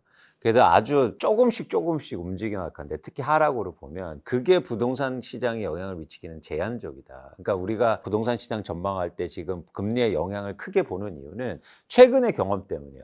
최근에 기준금리가 엄청나게 하락하니까 시장에 영향을 많이 미친 거지, 예를 들어서 조금만 하락했다 그러면 시장에 영향을 못 미쳤을 거예요. 그래서 그런 차원에서는 앞으로 한국의 부동산 시장에 미칠 수 있는 거시경제적 변수는 조금씩 변할 거기 때문에, 그 변수 때문에 뭐 크게 영향을 미칠 그런 상황들은 많지 않는 거 아닌가, 그렇게 판단하고 있습니다. 이번에는 제가 박정원 교수님 마지막을 대면 장식하기 위해서, 저는 금리 굉장히 좀 중요하게 보고 있습니다. 왜냐하면 굉장히 중요한 변수가, 공교롭게도 2022년에 금리가 예상보다 다르게 굉장히 많이 올라가면서 우리 모두 패닉에 빠졌잖아요. 금리 때문에 집값 떨어졌어 라고 이야기를 하는데, 생각해보면 진짜 금리 때문에 집값이 떨어졌을까요? 떨어질 때가 됐는데 코로나 때문에 연장해 줬잖아요. 야, 12시에 신데렐라 파티 끝나야 되는데 야, 2시까지 더 놀아. 더 놀았잖아요. 더 놀다 보니까 이게 피로감 또 누적이 되고 버블도 더 생기고 이제 문제가 됐단 말이에요. 지금 어떤 공식이 성립됐냐면, 금리 때문에 집값 떨어졌어? 그럼 금리 내리면 집값 다시 올라가겠네? 라는 공식이 있어요. 근데 그게 맞다 틀렸다의 문제는 아니에요. 저는 그게 아닐 수도 있다라는 생각도 드는데, 우리 과거로 보면 2008년, 2009년도 글로벌 금융위기 생기고 이제 집값이 한번 떨어지고 이제 보합세 유지하다가 2012년도에 한 번 더 크게 떨어지는데, 그때는 DTI, 대출 규제가 집값 잡는 마법, 소득 대비 대출을 규제하니까 이제 집값이 잡히는구나. 대출 규제가 정말 중요하구나. 그 공식이 진짜 맞았을까요? 공교롭게도 맞아 떨어진 거고요. 문재인 정부 8.2 대책 나오면서 제일 먼저 나온 게 대출 규제잖아요. 먹혔나요? 하나도 먹히지 않습니다. 2017년도에 집값 올라갈 때 대출 규제 내면 되겠냐고요. 그러니까 상황이 지금부터 기준금리 때문이 아니라 그게 마침 그때 나오면서 맞아 떨어진 거고, 제가 걱정하는 부분은 기준금리를 내렸는데 집값이 생각보다 반등을 좀 못하네? 라는 경우가 생길 수도 있어요. 처음에 좀 반등하다가 멈추면 기준금리가 문제가 아니었어? 라고 한다면, 기준금리가 크게 올라도 패닉이 오고요. 믿었던 기준금리를 한 번, 두 번 내렸는데 시원찮아. 그럼 뭐가 문제였지? 라고 할 때 한 번 더 문제가 올 수도 있습니다. 그래서 저는 기준금리를 굉장히 중요한 변수로 두고 있고요. 그 다음 변수는 뭐 우리가 정책적인 변수는 지금 크게 문제되지 않을 것 같고, 이제 PF가 석이 좀 정리되는 수준에서 넘어가지 않을까라는 생각을 하고 있는데, 그와 다른 결과들이 나왔을 때 보험사, 증권사들이 흔들흔들 된다든지 하게 되면 또 다른 굉장한 충격을 받을 수도 있기 때문에, 이런 변수들은 우리가 좀 주의를 해야 될 것 같습니다. 저는 금리에 대해서 한 3가지 군집으로 나눠서 제가 주로 분석을 합니다. 서초나 강남같이, 그러니까 대출이 아예 안 되는 매물들이 있잖아요. 그런 지역 같은 경우는 기준금리와 상관이 없죠. 내 돈 주고 박는 건데, 물론 기회비용이라는 차원에서 금리를 생각하긴 합니다만, 그분들이 뭐 그런 기회비용까지 고려할 만큼의 자금이 빡빡한 분들이 아니기 때문에 서초 강남은 기준금리와 무관하게 자기 갈 길을 간다, 이렇게 보시면 되겠고, 그 다음에 정책금리에 크게 영향을 받는 구간이 있어요. 예를 들어 예전에는 이게 9억 원대라고 제가 얘기를 했고 국민평형대라고 했는데, 요즘은 9억 원대가 아닌 매물이 많지만, 예전 같은 경우 노원이나 송도라든가 광진구 이런 쪽에는 9억 원 언저리에 국민평형대 같은 경우는 정책금리가 어떻게 되는지, 그 시중금리 말고요, 기준금리 말고 국가가 정책 상품으로 어떤 걸 내줬느냐에 따라서 그 시세가 갑자기 확 올라가거나, 그 상품들이 잦아들면 갑자기 시세가 주춤하거나 오히려 그냥 떨어지거나, 그래서 오히려 투자 잘하시는 분들은 문제는 그 정책금리 기조에 따라서 송도 지역이나 노원 지역은 샀다 팔았다 하면서 차익 매물 거래하시는 분들도 솔직히 계세요. 제가 뭐 좀 아는 분들 같은 경우. 그리고 나머지 이제 그레이존에 해당되는 뭐 어떻게 보면 국민 편형 이하의 9억 원 이하의 매물이 많은 곳이 아니고 서초 강남이 아닌 나머지 지역 같은 경우는 당연히 시중금리의 영향을 받을 수밖에 없기 때문에 그쪽 지역은 뭐 기준금리 추이에 따라서 변화는 따라가게 돼 있다. 이렇게 보고 있습니다. 지금부터는 부동산 빅 이슈를 한번 세심하게 짚어보는 시간을 갖도록 하겠습니다. 자, 첫 번째 키워드 한번 열어보겠습니다. 700만 베이비 부머의 은퇴, 집값 끌어내릴까? 자, 700만 베이비 부머들의 은퇴가 이제 마무리되면서 주택 시장에 이제 어떤 영향을 미칠지 관심이 좀 집중되고 있는데요. 700만 베이비 부머, 그들은 좀 누구이고 어떤 영향을 미칠지에 대해서 한번 설명 좀 부탁드리겠습니다. 700만 이 베이비 부머에는 한국 전쟁 직후인 55년부터 63년도 사이에 베이비 부머 세대들인데 이분들은 쉽게 얘기해서 우리나라의 가장 주류고요. 우리나라의 호재를 경험해서 자산 축적을 많이 가진 분들이에요. 모두는 아닙니다만 그러다 보니까 이 베이비 부머 세대들은 기존의 노인들이 가지고 있었던 우리의 전형적인 스테레오타입과는 달라요. 굉장한 소비 여력도 있고 또 학력도 상당히 많이 갖추고 있고 자본도 적지 않게 축적된 분들이 있기 때문에 이분들은 예전과는 다른 계층이다라는 걸 먼저 이해를 좀 해야 되고요. 이분들이 그래서 어느 정도 수준이냐라고 했었을 때 서초, 강남, 그 송파 지역은 바로 이 베이비 부머 세대들이 거주하고 있는 단지들이 많고요. 그래서 이분들은 하여튼 과거의 나이 든 분들과 다르다. 이게 제 관점입니다. 객관적인 걸로만 일단 보면 한국의 가계 자산 중에서 거의 45% 이상을 들고 있기 때문에 그중에서 특히 우리가 주목되는 건 부동산 자산 비중이 굉장히 높아요. 그래서 65세 가구주의 갖고 있는 자산 중에서 부동산 비중을 보면 81%를 차지하고 있고 예를 들면 주택 시가총액이 1000조라고 그러면 제가 볼 때 그중에서 한 70% 이상 들고 있는 것 같아요. 그러다 보니까 사실 부동산 자산의 대부분을 들고 있고 그 외에도 사실은 소비에도 영향을 크게 미치고 소득에도 크게 영향을 미치기 때문에 여러 가지 측면에서 굉장히 의미 있는 세대고 이 세대들이 향후로 어떻게 될 건가에 따라서 경제 전체에도 미치는 영향이 크지 않을까 생각합니다. 베이비 부모들의 자산이 80% 이상이 이제 부동산에 묶여 있다 보니까 이제 은퇴 후에 부동산을 매도를 일시적으로 하게 되면 주택 가격 자체가 많이 내려가지 않을 거냐 이런 우려를 좀 많이 하시는데요. 그럼 우려는 좀 어떻게 좀 보실까요? 저는 그렇게 보지는 않습니다. 우리 베이비붐 세대를 이제 55년에서 63년까지 이제 1차 베이비붐 세대라고 하는데 진짜로 인구가 늘어난 세대들은 1964년에서 76년 세대들.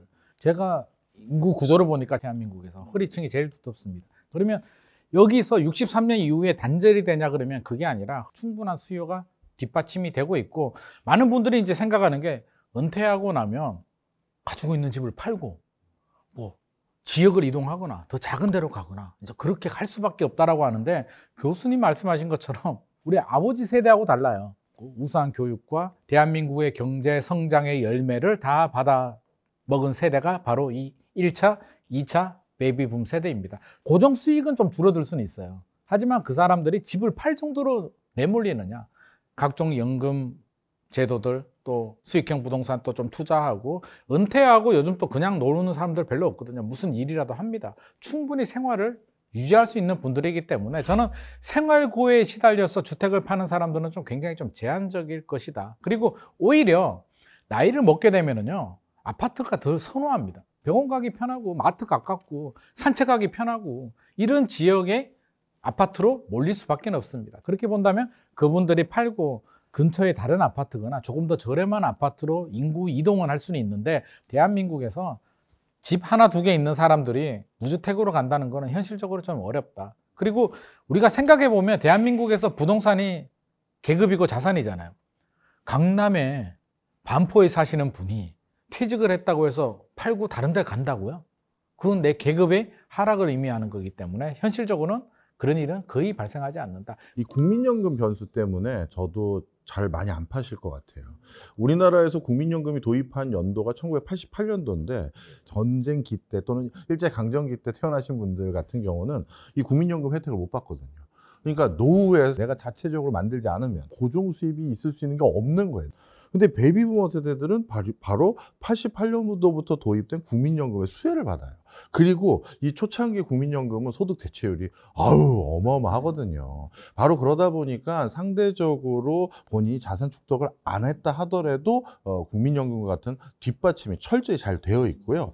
그러다 보니까 사실 뭔가 급전이 필요해서 던질 것 같은 그런 매물이 생각보다 적은 게 하나 그 요인도 있다라는 걸 말씀드립니다. 그러니까 여기서 중요한 게 뭐냐면 좀 다르게 보실 측면이 좀 있습니다. 부동산을 갖고 있는데 빚 독촉이 오고 삶이 어려워서 파는 사람들은 별로 없어요. 부동산을 파는 사람들을 잘 면면히 살펴보면 공통적인 특징이 뭐냐면 돈을 번 사람이 팝니다. 투자로 움직이는 시장에서 가장 고통스러운 건 손실의 고통이 아니에요. 예를 들어서 우리 주식 계좌에서 마이너스가 나면요 오히려 마음이 편해져요. 그러면서 야 장기 투자 가야지. 내가 언제 단타로 했나? 나는 가치 투자해야지. 이렇게 변해요. 마이너스 나가서 막 던지는 사람 없어요. 그런데 언제 더 고통스러운지 아십니까? 주식 계좌가 1,000만 원 플러스가 났었는데 다음날 일어나 보니까 900만 원으로 줄어요. 내일 회복되겠지 하고 다음날 일어났을 때 850만 원 줄어 있어요. 나 원래 내 돈은 1,000만 원이었는데 100만 원씩 주는 게 엄청 고통스러워요. 그때 자산을 팝니다. 그러니까 내가 이익이 줄어들 때 지금요 이 베이비붐 세대의 가장 큰 문제가 이거예요. 시가에서 내가 자산 중에 집 한 채를 들고 있어요. 강남에 집을 들고 있는데 최근에 2배가 올랐어요. 20억을 벌었다고요. 나 노후에 이거 써야지 생각했어요. 근데 좀 지났더니 1억이 빠져요. 나 원래 1억 내 돈이었는데? 그러면 그 고통이 가중되면 마치 손절하는 것처럼 똑같은 효과가 나타나요. 그래서 이 과정을 보면 심리적으로 저는 이 매물이 엄청 많이 증가할 것 같아요. 김하 소장이 말씀하고 이게 결부되는 거예요. 높게 오른 아파트를 팔고 중저가의 아파트를 이상하면 되거든요. 그럼 내가 이익을 챙길 수 있잖아요. 그래서 그 이익이 줄 거라는. 그래서 빨리 이거 챙겨야겠다. 그런 걸 대비해 보면 이게 굉장히 저는 향후에 한국의 주택시장이 큰 변화를 일으킬 거다. 대표님 말씀 충분히 일리가 있는 부분인데 우리가 생각을 해보게 되면 이제 기대 수익이 줄어들게 되면 굉장히 불안하고 이제 팔게 되는데 물론 그런 분들도 계시겠죠. 그러면 팔고 대안이 뭐가 있을까요? 부동산이 떨어져서 팔았어요. 불안해서. 불안이 아니라니까요. 내가 돈을 번 데에서 줄어드는 불안이라니까요. 그러니까 팔고 대안이 뭐가 아니야. 있냐는 거죠. 부동산으로 부를 축적한 거죠. 사람이 규모를 줄이는 거죠. 규모를 줄이더라도 그럼 다른 부동산을 또 산다. 그럴 바에는 그냥 가지고 있다는 거죠. 그런 사람도 있겠죠. 있는데 갈아타기 비용이나 계산을 길을 두들겨 보면 일부 그런 수요들이 있어서 사익 실현을 해서 그 돈으로 내가 좀 여유 있게 살겠다는 분들도 계십니다만 반대로 상급지로 가시는 분들도 있다는 거죠. 아니 그러니까 이거는 증거가 나오는데요. 최근에 62세 매도 비중 이거 계속 증가하고 있어요. 무슨 얘기냐면 이미 그렇게 파는 분들이 증가하고 있다는 거예요. 그리고 또 하나 중첩되는 게 있어요.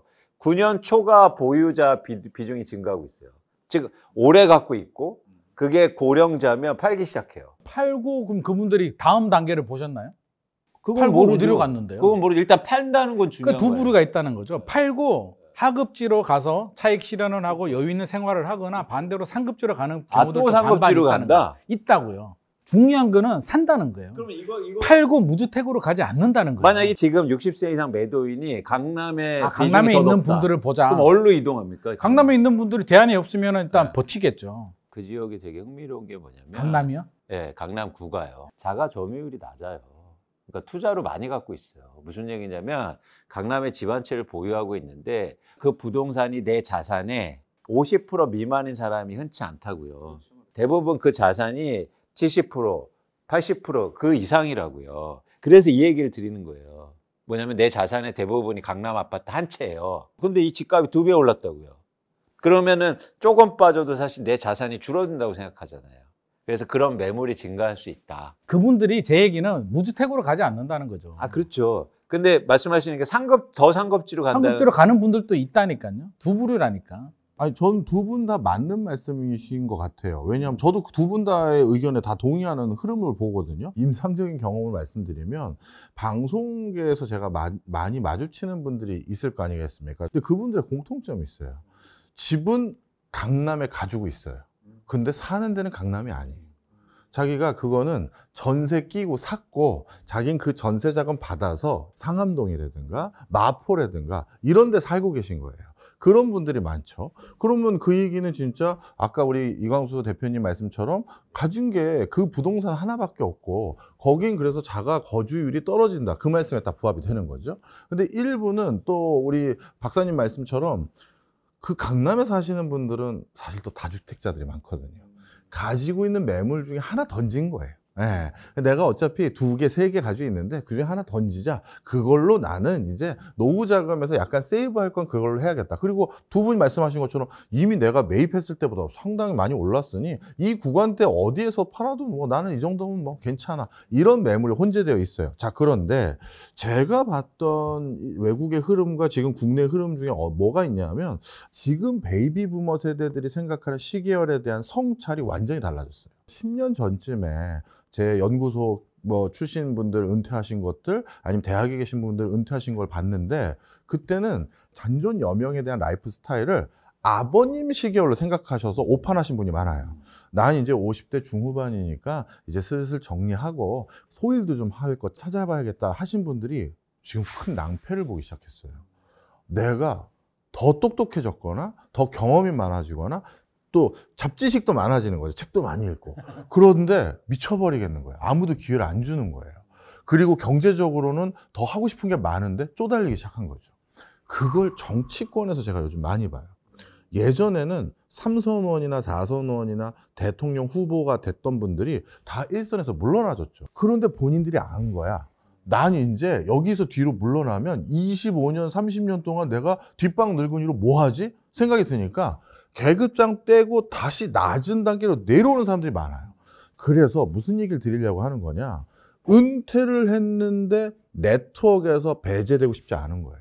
형님 아니면 야, 너 이거 좀 같이 해볼래? 이게 일을 만들어 오는데 그 네트워크에서 벗어나 버리면 그럼 날 안 찾는 거예요. 내가 경제활동에서 밀려나거든요. 그래서 그 네트워크 효과 때문에라도 그 상급지든 아니면 내가 그 활동하고 있는 영역에서 크게 벗어나려는 움직임이 예전보다는 좀 잦아들 거고요. 그리고 또 한 가지, 이건 제 개인적인 경험을 해볼게요. 그 전에 강남 쪽에 집이 살고 있었어요. 근데 강남 쪽에서 나와서 저는 방송 일도 해야 되고 학교도 가까우니까 여의도로 이사하는데 친구들이 난리가 난 거예요. 너 무슨 문제가 생겼냐, 어려운 일이 생겼냐 이러면서. 그런데 제가 아무 일도 없었는데 여기서 벗어나면 안 되는 건가? 문제가 생긴 사람으로 보는 건가? 이런 것도 솔직히 없지 않았어요. 그래서 나이 들어서 내가 회사까지 나왔는데 연약한 모습 보여주고 싶지 않은, 그러니까 안 나오려는 사람도 있어요. 네. 그러면 한편 또 여쭤보고 싶은 게 지금 뭐 주택연금에 대한 또 관심이 좀 높아지잖아요. 그러면 주택연금을 가지고 결국 매물이 조금 나오는 게 좀 줄어들지 않을까 이런 의견도 좀 있는데요. 그 부분은 좀 어떻게 생각하시나요? 그러니까 주택연금이라는 게 쉽게 말해서 내가 갖고 있는 집을 살면서 대출받아서 사실 쓰는 거거든요. 정부 차원에서나 아니면 국가적 차원에서 그걸 만들어 놨기 때문에 연금이라는 단어를 붙인 거고요. 근데 이게 중요한 게 뭐냐면 한도가 제한돼 있다는 거죠. 만약에 지금 가격으로 해서 연금을 받아줬는데 나중에 가격 떨어질 때 그 감안을 안 해주잖아요. 그러면 국가가 그 차액을 전부 다 떠안아야 되거든요. 그러면 일반 국민들이 그 엄청난 부담을 다 얻어야 된다. 그래서 그런 걸 고려하면 주택연금이 마냥 커질 수 없다. 지금도 주택연금 가입할 수 있는 주택 가격 제한이 있잖아요. 그게 이제 더 낮아지겠죠. 그런데 흥미롭게도 제가 아까 전제한 것처럼 가격이 더 많이 오른 건, 그리고 미실현 이역이 더 큰 건 고급 아파트지 않습니까? 그 아파트는 연금조차도 대상이 안 돼요. 그러면은 평균적으로 보면 지역별로 따져보진 않았지만 65세 이상이 은퇴돼서 지금의 지출 수준을 유지하고 부동산을 안 판다고 했을 때 소득을 그냥 제로라고 할게요. 제로라고 할 때 27개월밖에 쓰지 못해요, 돈을. 그만큼 비유동 자산과 다른 자산이 현저하게 없다는 거예요. 그렇게 되면 어쩔 수 없이 부동산을 팔아야 되고 돈이 필요한 거죠. 아까 교수님 말씀하신 게 되게 저는 의미가 있어 보이는데, 이 60세 이상은 사실은 과거의 고령세대하고는 금융 차원이나 투자 차원에서 좀 다른 생각을 갖고 있다고 보고 있습니다. 그 전 세대는 사실은 가장 왕성하게 경제활동할 때 계속 부동산 가격이 오르는 것만 경험했죠. 근데 60세 이상은 사실 그렇지 않아요. 예를 들어 서브프라임도 경험했고, 그리고 IMF도 경험했단 말이죠. 그래서 부동산에 대해서 맹신하지 않아요. 결국에 생애주기가 더 길어졌잖아요. 이 얘기는 뭐냐면 내가 앞으로 돈을 많이 써야 된다는 얘기예요. 그럼 가면 갈수록 소득은 줄어들 테고 돈이 더 많이 필요하면 지금 내가 갖고 있는 자산이 부동산이면 이걸 이용하는 게 낫죠. 주택연금이 그런 차원에서 안전판 역할을 할 수 없다 이렇게 보고 있습니다. 저는 주택연금에 대해서 좀 최근에 인식이 좀 많이 달라지고는 있는 것 같아요. 과거에는 그건 뭐야? 자식한테도 상속을 해줘야 되는데 그건 뭐야? 라고 했는데 최근에는 할 만한 건가? 하는 분위기가 저는 좀 감지되고 있다라고는 보여집니다. 국가가 하락하는 부분에 대해서도 책임을 지고 상승한 부분에 대해서는 정리를 하고 남은 거는 또 준다라고 하니 베이비붐 세대들은 부동산으로 자산을 축적을 했는데 예전보다 매력이 떨어진다라고 해서 다른 대안이 뭐가 있을까? 부동산을 안 하고 무주택으로 있으면 마음이 편하고 뭔가가 가치가 생길까? 집을 팔고 수익형 부동산을 투자하면 뭔가가 해결이 될까? 사실은 굉장히 불안하거든요. 3주택자가 하나 파는 거는 괜찮아요. 근데 1주택자가 주택연금을 가입하지 않고 팔게 되면 아마 굉장한 불안감에 스트레스를 굉장히 받을 겁니다. 그러면 선택지가 사실은 주택연금이 될 수는 있어요. 돈은 필요한데 팔기는 두렵고 다른 대안은 못 찾겠고 국민연금 받고 주택연금 받아서 어느 정도 생활하자 정도의 수요는 저는 늘어나기라고는 생각을 하는데 이게 뭐 대세가 돼서 막 국가 재정에 부담을 줄 정도로 급증해가지고 뭐 엄청난 문제가 생기기에는 여러 가지 캡을 뒀잖아요. 가격의 캡도 뒀고 1주택자여야 되고 여러 가지가 있기 때문에 저는 어느 정도는 늘어날 것이다. 하지만 우리나라 국가 재정을 위협할 만큼 그 정도로 폭발적으로 늘어나지는 않을 것이라고 보여집니다. 이거는 제가 뭐 좀 말씀을 좀 더 첨언을 해드리면 어차피 주택연금을 받을 수 있는 지원 금액이 이제 10억이라는 캡이 있으니까 그 이하 매물 중에서는 분명 주택연금을 신청하는 매물이 늘어날 거예요. 왜냐하면 자식들을 바라보는 눈도 달라졌거든요. 얘네들 이 집 하나 물려준다고 효도하지 않을 거다 알아요. 그래서 내가 니들한테 용돈 달라는 소리 안 하겠다. 그래서 나는 이 집으로 내가 잘 마무리할 테니 난 신경 쓰지 마. 이 논조가 더 강해지기 시작했어요. 그런데 강남이나 상급지는 조금 분위기가 다른 것 같아요. 거기 살고 계신 분들이 1차 베이비부머 세대들을 봤더니만 어떤 판단이 옳았냐면 거기는 어차피 주택연금도 안 되니까 상급지인 여기에서 내가 빠져나가서 이 상급지 매물을 팔자. 그 사람들이 오히려 손해를 본 거예요. 네. 오히려 어떻게 됐느냐? 아무 캐시플로우가 없어요. 우리 첫째 아들이 사업한다고 남은 현금 다 밀어줬는데 그놈이 다 들어먹고 둘째 아들 장가 간다고 해서 남은 또 현금마저 다 없어진 거예요. 그런데 이분들이 어떤 선택을 한 분들이 좀 계시냐면 이제 남은 게 집 하나니까 집을 담보로 대출을 받아요. 그래서 그걸로 생활을 하면서 4년인가 3년을 버텼더니 대출금을 갚고도 남을 만큼의 집값이 올라가 버린 거예요.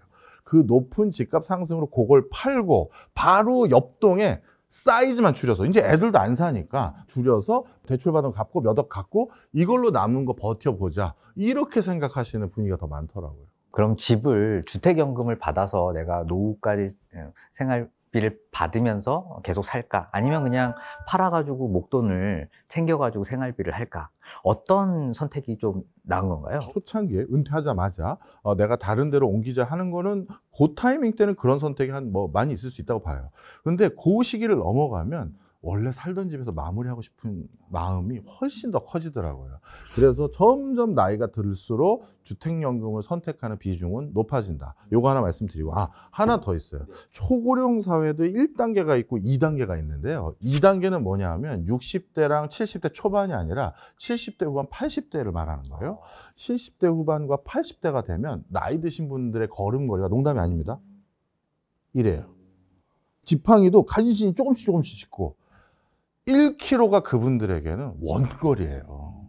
그러니 모든 게 내 집 근처에 다 있어야 돼요. 이분들은 어떻게 하냐면 가장 도심지의 핵심 지역으로 다시 와요. 그래서 안 팔 것 같은 비율이 점점 늘 거예요. 그러면 결국에는 뭐 저출산 초고령화는 뭐 우리가 맞이하는 시대일 텐데 여전히 뭐 한국 사회에서 부동산 투자재로서의 가치가 좀 있는 건가요? 투자자로서 가치는 부동산은 항상 있어 왔는데 이걸 고민하는 이유가 결국엔 자산 가격의 상승이 계속 되려면 누군가 계속 높은 가격에 사줘야 되거든요.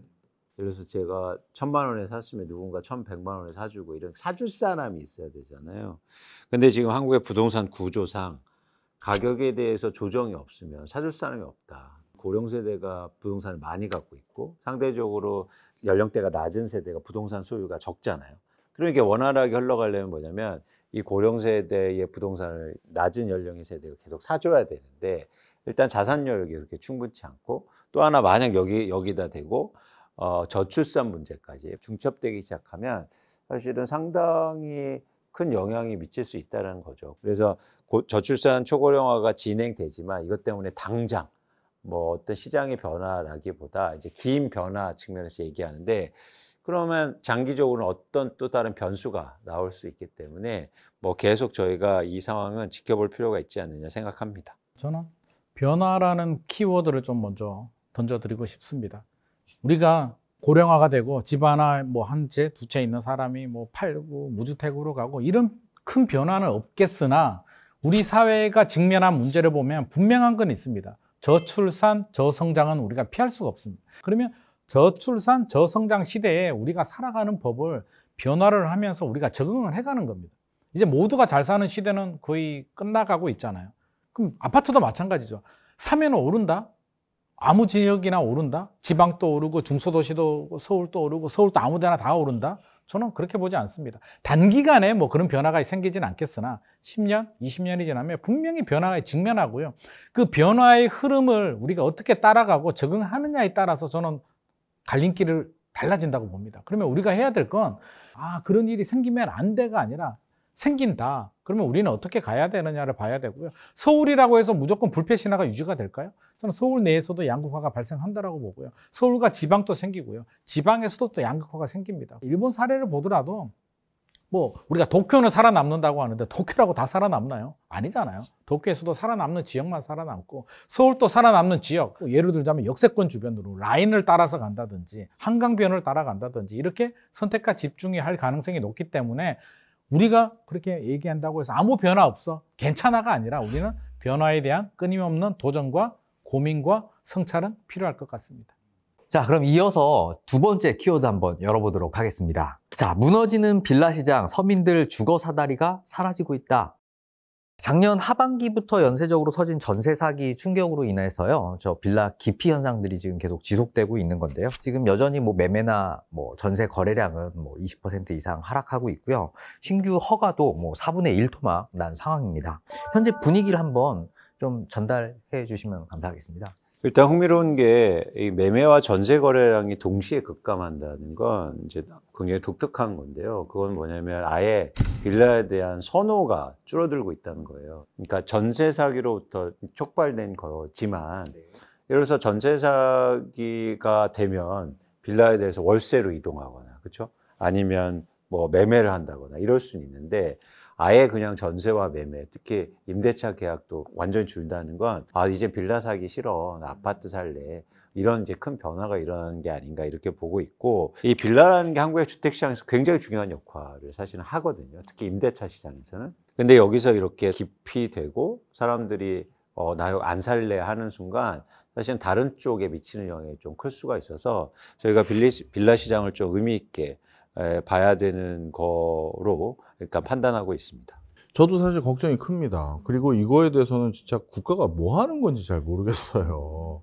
아니, 이게 분명 시스템적인 문제라는 게 확인이 됐고, 개인 차원의 거래 속에서 생긴 사인이 책임져야 될 범주를 넘어간 시스템적인 함정이 있다는 걸 다 알았으면, 여기에 대해서 국가도 일말의 책임을 당연히 져야죠. 일말의 책임이 아니라 상당히 많은 부분의 책임을 져야 되는 거예요. 그리고 제도적으로 이걸 앞으로 방지하기 위해서 금융거래 차원에서 시차가 있거나 이런 것들을 장난칠 수 있는 이런 것들을 어떻게 지금 IT 시대에 해결할 수 있습니다라는 걸 보여줘야 아까 우리 그 대표님께서 말씀해 주셨던 이렇게 매매도 줄고 하는 이런 기피 현상들, 이게 그래야 사라지는 거거든요. 안 그러면요, 빌라라는 건 내 집 장만하기 직전에 징검다리인데, 이 징검다리를 이렇게 기피하게 되면 다들 월세 살면서 내 집 장만은 더 멀어지는, 요원해지는 일이 돼버리는 그런 일이 생기기 때문에 정말 이거는 진짜 뭐 부동산 PF보다도 저는 이걸 좀 더 빨리 대안을 줬으면 좋겠다, 이렇게 봅니다. 대표님, 교수님의 의견에 전적으로 공감을 하는 부분이고, 일단 진단을 좀 하자면 왜 이렇게 매매 전세가 동반 하락을 하느냐, 이게 좀 말이 안 되는 시장이거든요. 매매가 죽으면 전세가 좀 살아나고 서로 액티브 스탠바이가 돼야 되는데, 이게 동시에 죽는 현상은 전세 사기 때문에 그렇습니다. 우리 전세의 기본적인 요건은 신뢰잖아요. 그 신뢰 관계가 무너져 버렸어요. 2022년에 전세 사기가 생기면서 내 돈이 안전한 게 아니었네? 전세금이? 이제 그걸 깨닫기 시작을 합니다. 최근까지도 이게 전세 사기가 계속 생기고 있습니다. 왜? 집주인한테 연락합니까? 계약 기간 끝나기 한 2, 3개월 전까지는 연락하지 않습니다. 집주인은 이미 잠적을 했는데 나중에 깨닫게 되죠. 이미 수습하기는 늦어버립니다. 왜 이런 현상이 발생하냐라고 하면 결국에는 우리나라가 사기 공화국, 사기치기 너무 쉽고요.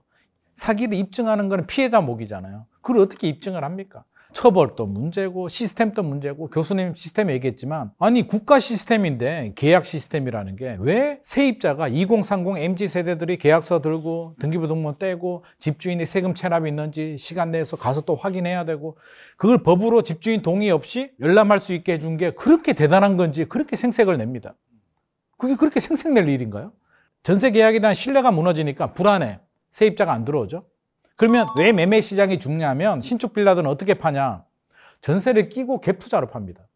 101호 3억이다. 전세 2억 7천에 맞춥니다. 야, 3천만 원으로 갭 투자할 수 있어. 그러면 전세를 맞춰야 되는데 맞춰집니다. 아파트처럼 표준화되어 있지 않잖아요. 근데 지금 이게 무너지니까 새로운 세입자가 안 들어와요. 그럼 기존에 2억 7천 들어가 있던 사람이 전세금을 못 뺍니다. 본의 아니게 또 깡통 전세가 돼요. 악순환의 연속이 되다 보니 전세 안 들어가죠. 전세가 안 맞춰주니까 매매가 안 되죠.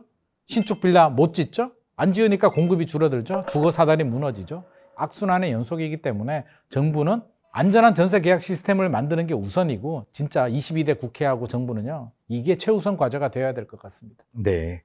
자, 세 분의 전문가분께서 오랜만에 좀 의견이 좀 합치가 좀 됐는데요. 자, 빌라 포비아가 이제 한국 사회에 미치는 영향이 좀 큰 것 같습니다.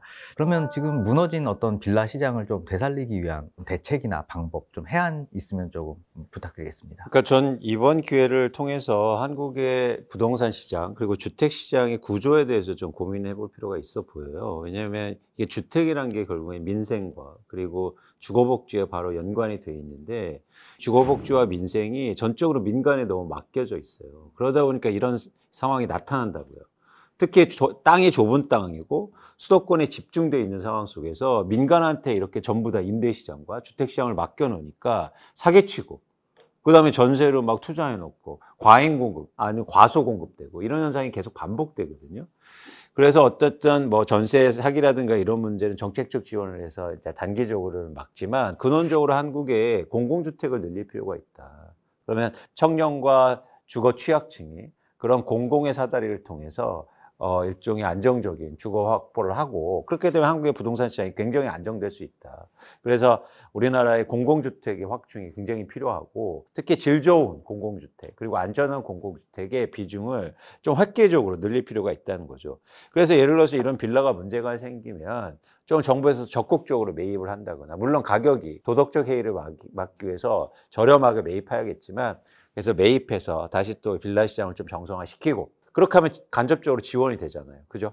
그런 차원에서 한국의 공공주택이 확충되는 게 사실 굉장히 중요하지 않을까. 향후를 위해서도 그런 생각을 갖고 있습니다. 이 사실 이제 MZ세대들 피해 사례들을 보면요, 어떻게 보면 기성세대분들이 잘 이해를 못하는 부분도 있어요.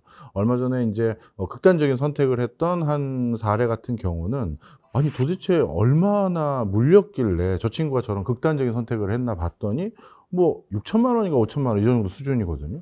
그럼 이제 좀 예를 들어서 좀 사회생활 오래 하신 분들은, 아니 저 돈 때문에? 이렇게 생각하시기 쉬운데, 그건 정말 상황을 모르시고 하시는 말씀이에요. 그 친구가 어떻게 보면 10년 가까이 생활하면서 그 5천만 원이 전부가 모아서 생긴 거거든요. 자기 인생을 걸고. 왜냐하면 MZ세대들의 평균 급여에서 생활비 빼고 모을 수 있는 돈이라는 게 뻔하거든요. 자기 전부를 그냥 다 날린 거예요. 그래서 그 사례 같은 경우는 저도 서울대 김경민 교수님한테 들었는데, 극단적인 선택하기 하루 전날까지 출퇴근했고, 그리고 문자로 엄마 나 5만 원만 빌려줘. 이게 문자로 가 있었던 거예요. 근데 이제 자기가 그런 상황까지 놓이니까 이제 거기까지 선택을 해버린 거죠. 그래서 이런 거는 큰 돈도 들리는 게 아니에요. 오히려 그 금액 자체가. 부동산 PF가 큰 돈 드는 거니까 그건 진짜 옥석을 가리던 고민을 많이 해야 되는 거고, 요거는 진짜 전향적인 그 판단으로 국가가 좀 책임을 전적으로 지는 게 어떨까 생각이 듭니다. 다 옳으신 말씀이고요. 공공의 역할도 당연히 중요하고 사실은 우리 MZ 세대들이 또 잘 되고 잘 일어서고 해야 제 국민연금도 또 안전하잖아요. 그래서 저는 이분들이 열심히 사회활동하고 경제활동할 수 있는 건 우리 기성세대들하고 정부, 국회가 책임져야 될 몫이라고 생각을 합니다. 그래서 피해 당하신 분들 다는 아니더라도 어느 정도는 지원해 줄 수 있잖아요. 예를 들자면 아까 6천만 원 얘기했으니까 한 3천만 원 정도 지원해 주고 나머지는 뭐 무이자 대출 해준다든지 그 정도는 전 대한민국이 충분히 해줄 수 있는 역량이라고 생각이 들고요. 또 하나는 이제 제가 앞서서도 안전한 계약 시스템 이야기를 했는데 국가 시스템에 맡기면 안전한 거는 좀 등록, 예방 충분히 해줘야 된다고 생각하고요. 허그도 잘못했잖아요. 아니 계약서 들고 내면은 그냥 해줘요. 과거에. 어떻게 보면 사기꾼들한테 굉장히 밥이 됐는 게 보증보험 가입이 되니까 아무런 의심 없이 이렇게 막 진행이 된단 말이에요. 그래서 기본적으로 시스템이 개선이 돼야 되고 두 번째는 저는 의아한 게 뭐 50채, 100채씩 투자를 합니다. 법인이든 개인이든. 이건 누가 봐도 이상하잖아요. 아무리 임대사업이라도 정상적인 임대사업은 자기 자본으로 투자하고 월세의 운영 수익을 얻는 게 그게 정상적인 투자잖아요. 예를 들어서 1주택, 2주택은 이해가 돼요. 우리가 1주택인데 역전세가 생기면 어떻게든 뭐 시간이 지나든 내가 신용대출을 받더라도 해결이 되는데 솔직히 10채 이상이 되면 감당이 되겠습니까? 그러면 5주택이든 10주택 이상이 되면 국가가 개입을 해서 받는 전세금이 다 집주인한테 가지 않도록 한 30% 정도는 뭐 허그나 아니면 공공기관, 금융기관이 예치를 하고 이자 정도는 집주인한테 주더라도 30%는 공공기관이 좀 키핑할 수 있는 좀 그런 게 생긴다면 경매 넘어가도 30% 가지고 할 수 있으니 이런 에스크로 제도 같은 경우도 제도적 보완이 좀 필요하지 않나. 너무 지금 국가가 너무 방치하고 있는 것이 아닌가. 그래서 제발 좀 이렇게 도움되고 실질적으로 좀 구제할 수 있는 물에 빠진 피해자들 좀 건져낼 수 있는 이런 고민 좀 했으면 좋을 것 같습니다. 사회적인 어떤 그 판단의 기준도 좀 달라졌으면 좋겠어요. 아까 그러니까 말씀하신 것처럼 사실 청년층에 대한 일종의 투자거든요. 지원이라고 하지 말고 투자로 하는 거예요. 전세 뭐 청년 투자법 이렇게 해서 거기서 손해 본 거 투자해주고 뭐 이런 식으로 우리가 사회적인 관점도 좀 다르게 했으면 좋겠다. 뭐 갑자기 그런 생각이 들었습니다. 소장님 말씀 들으면서. 네. 자, 아마 저희 독자분들이 굉장히 궁금해하실 것 같아요. 대응 전략에 대해서 한번 또 여쭤보고 싶은데요. 뭐 여전히 부동산 시장은 양극화가 진행되고 있고 MZ 세대들 뭐 이런 현상들을 보다 보면 뭐 근로의욕까지 꺾일 정도로 뭔가 시스템적인 위기로까지 좀 판단이 좀 되고 있어요. 한국주택금융공사 자료에 따르면 서울의 중위소득 가구가 구입할 수 있는 부동산이 100채 중에서 6채밖에 안 된다고 해요. 또 원리금 부담이 40%에 육박할 정도로 과연 내 집 마련 가능한가라는 이런 우려를 조금 펼치고 있는데요. 어떻게 좀 보시나요? 이게 정상적인 상황인가요? 예, 그 서울의 아파트가 유난히 이게 낮은 지표를 나타나거든요. 물론 가격 상승폭이 굉장히 컸기 때문에 부담이 커진 건 맞죠. 그래서 제가 아까 서두에도 말씀드렸듯이 그만큼 수요가 감소한 건 맞습니다. 그런데 평균의 그 함정이라는 게 또 있거든요. 서울의 아파트 중에서도 충분히 매입 가능한 아파트들이 존재합니다. 대신 그게 어떤 가격대든 제가 판단하기에는 지금 많이 올라 있어요. 지금 평균으로 보면 서울 아파트의 평균 가격이 10억 원 정도 되는데 실제로 보면 뭐 5억 원대도 있고 4억 원대도 있거든요. 그래서 여러분들이 노력하시면 얼마든지 찾을 수 있다. 근데 왜 제가 지금 사지 말라고 말씀드리는 거냐면 4억 원이든 5억 원이든 그게 너무 많이 올라 있기 때문에 떨어질 수 있다고 제가 추정하고 있고 그렇게 되면 그때는 꼭 내 집 마련하셨으면 좋겠다. 그래서 뭐 희망은 있다고 저는 보고 있고요. 안타까운 게 이거죠. 집값이 떨어지면요. 다주택자가 집을 사요. 그리고 집값이 오르고 막 천정부지로 갈 때 무주택자가 집을 사요. 우리나라가 생애 최초의 주택 구입자 수가 가장 많았을 때가 2020년과 2021년도입니다. 그 전에는 연평균 40만 명이 사다가 갑자기 55만 명, 54만 명이 사거든요. 그런데 그 기간 동안 다주택자가 줄어들어요. 집을 판단 말이죠. 그러니까 이런 현상이 계속 반복돼요. 근데 이걸 한번 바꿨으면 좋겠다, 저는. 그래서 향후로 집값이 하락하면 이제 무주택자가 사고, 그리고 집값이 오를 때 다주택자가 사고. 그래서 저는 이런 정보의 비대칭성을 해소하는 게 중요해 보여요. 그래서 이 KB 국민은행 유튜브가 중요한 역할을 하시는 거죠. 그래서 많은 분들이 이렇게 좋은 정보를 얻게 되면 그런 왜곡되게 판단하지 않을 거 아닙니까? 않습니까? 그런 차원에서는 무주택자분들한테 응원을 좀 드리고 싶습니다. 옳으신 말씀이고요. 뭐 저는 기회는 충분히 있다라고 보여지고 저는 두 가지를 좀 말씀드리고 싶습니다. 하나는 좀 길게 보자. 우리가 너무 급해요. 우리가 미래에 그럴 일은 없다라는 미래는 없습니다. 항상 예상하지 못하는 상황이 발생할 수도 있기 때문에 좀 길게 보면 다음 열차 반드시 오더라고요. 오히려 무리하게 탔다가 다음에 더 좋은 열차를 제가 못한 경우들이 많이 있기 때문에 좀 길게 보면 분명히 좋은 기회는 온다. 근데 그 열차도 못 타면 안 되겠죠. 그러니까 다음에 오는 열차는 반드시 타는 노력을 KB부동산 보면서 좀 해야 될 것 같고요. 두 번째 말씀드리고 싶은 건 제발 남과 비교하지 말자. 우리가 남하고 비교해보면 모든 게 다 불안하고 내가 초라해지고 초조해지거든요. 내 친구는 아파트를 샀는데 5억을 벌었대요. 내가 학교 다닐 때 더 열심히 했는데 집을 사지 않은 이유만으로 뒤처진 것 같아요. 이게 다 상대적인 비교입니다.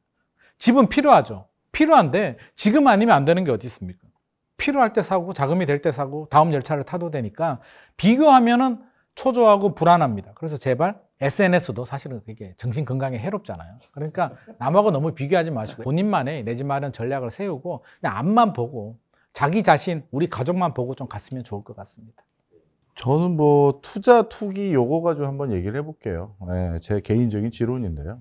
예를 들어서 뭐 이거 시청하시는 많은 분들이 집을 하나 장만하려고 하는데 이 세네 군데 중에 어디 살까 고민할 때 쾌적한 환경도 고민하지만 그 어느 동네가 나중에 또 집값이 오를까 고민을 해요. 그럼 이거는 투자입니까 투기입니까? 저는 모든 사람이 그 정도 고려는 당연히 할 수 있는 거 아닌가 생각이 들어요. 대부분 전 재산을 써서 사는 거니까요. 그런데 그런 거를 마치 어디가 더 많이 오를 것 같아서 집 산다 그러면 그걸 투기라고 생각하는 건 너무 과한 거다. 아무리 우리가 부동산에 불편한 진시들이 많이 섞여 있더라도.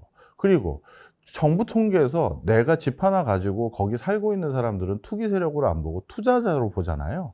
실거주라 보고. 저는 그것도 절대 동의하지 않아요. 예를 들어서 나는 원래 살 곳이 아니었는데 뭐 파주라든가 일산 외곽 지역에 집이 싸서 나도 이때 집 하나 안 사면 큰 난리 날 것 같아서 집을 샀어요.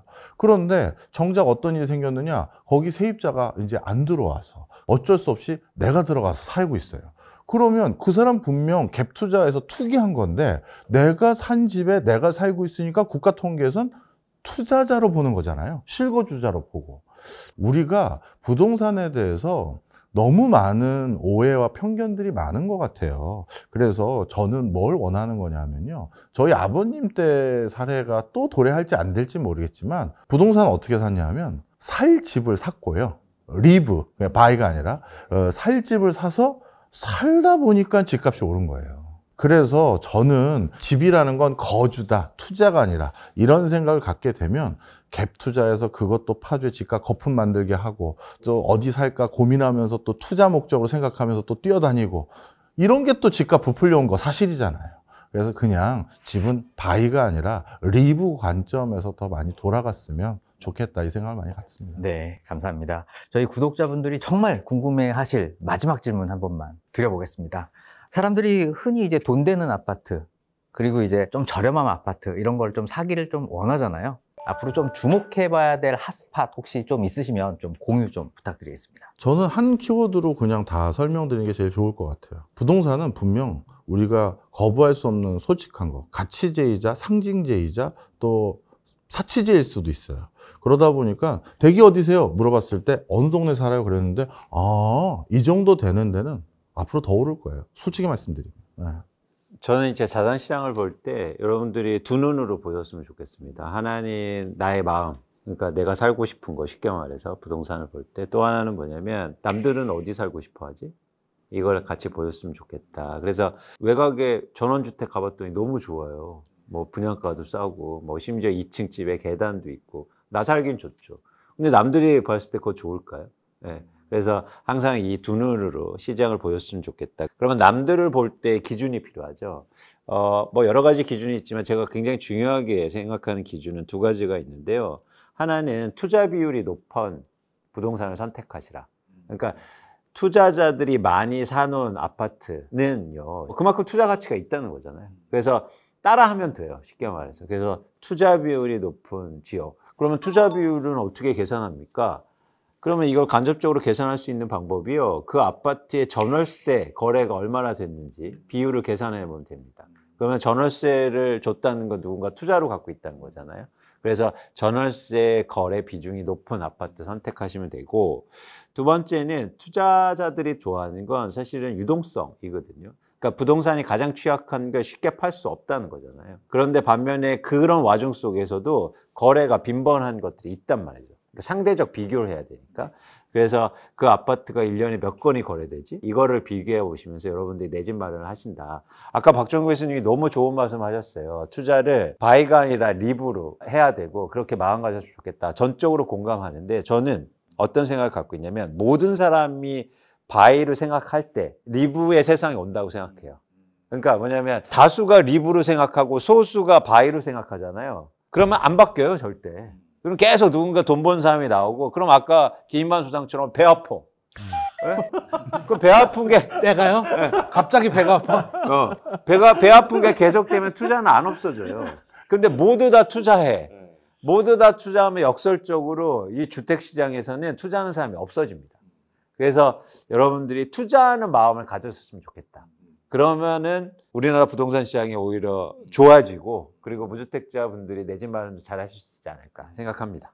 일단 뭐 우리가 여러 가지 이야기를 했는데요. 이제 시장 흐름에 대해서는 앞서서 이제 얘기를 했죠. 그래서 좀 긴 안목을 가지고 좋은 타이밍을 잡는 노력은 해야 될 것 같고요. 두 번째 말씀드리고 싶은 건 이제 좀 주목해야 될 키워드를 본다면, 저는 양질의 일자리가 좀 버틴 지역들은 그래도 앞으로도 인구가 감소하더라도 충분히 버틸 수 있는 내성이 있는 거고요. 이제 역세권, 무엇보다도 중요한 지하철역이 없는 지역은 좀 다른 관점에서 봐야 되고요. 지하철이 있는 대도시 같은 경우는 역세권 좀 더 중요하게 봐야 되고, 이광수 대표님 말씀 듣다가 저도 이제 굉장히 공감되는 부분인데, 이제 집 사는 것도 일종의 투자라고 볼 수는 있잖아요. 떨어지는 집을 사고 싶은 사람이 어디 있겠습니까? 사는데 많은 분들이 이제 좀 실수를 하는 게, 너무 내 집이다 보니까 자기 관점에 너무 빠져버리는 거예요. 내 집의 가치는 누가 결정하나요? 내가 아니라 나중에 내 집을 살 사람이 결정한단 말이에요. 타인의 관점에서 좀 봐야 된다. 좀 객관화할 필요가 있습니다. 예를 들자면 내 집이 아니라 내 친구 집을 같이 보러 간다는 기분으로 본다면 좀 더 객관적으로 양질의 일자리도 보이고 역세권도 보이고 집 상태도 보이는데, 내 집의 관점에 빠져버리게 되면 내 감정이 들어가게 되고요. 내 마음에 드는 집을 선택하는데 내가 정답이 아닐 수도 있다는 거죠. 그래서 저는 내 친구 집 보러 가는 기분으로 우리가 좀 알아본다면 좀 더 객관적으로 볼 수 있지 않을까 생각이 됩니다. 감사합니다. 자, 오늘은 국내 대표 부동산 전문가 세 분을 모시고요. 2024년 부동산 전망과 그리고 대응 전략에 대한 의견을 좀 들어봤습니다. 오늘 영상이 좋으셨다면 구독, 좋아요, 알림 설정 좀 부탁드리고요. 지식이 되고 돈이 되는 부동산 클래스는 다음 영상에서 찾아뵙도록 하겠습니다. 감사합니다.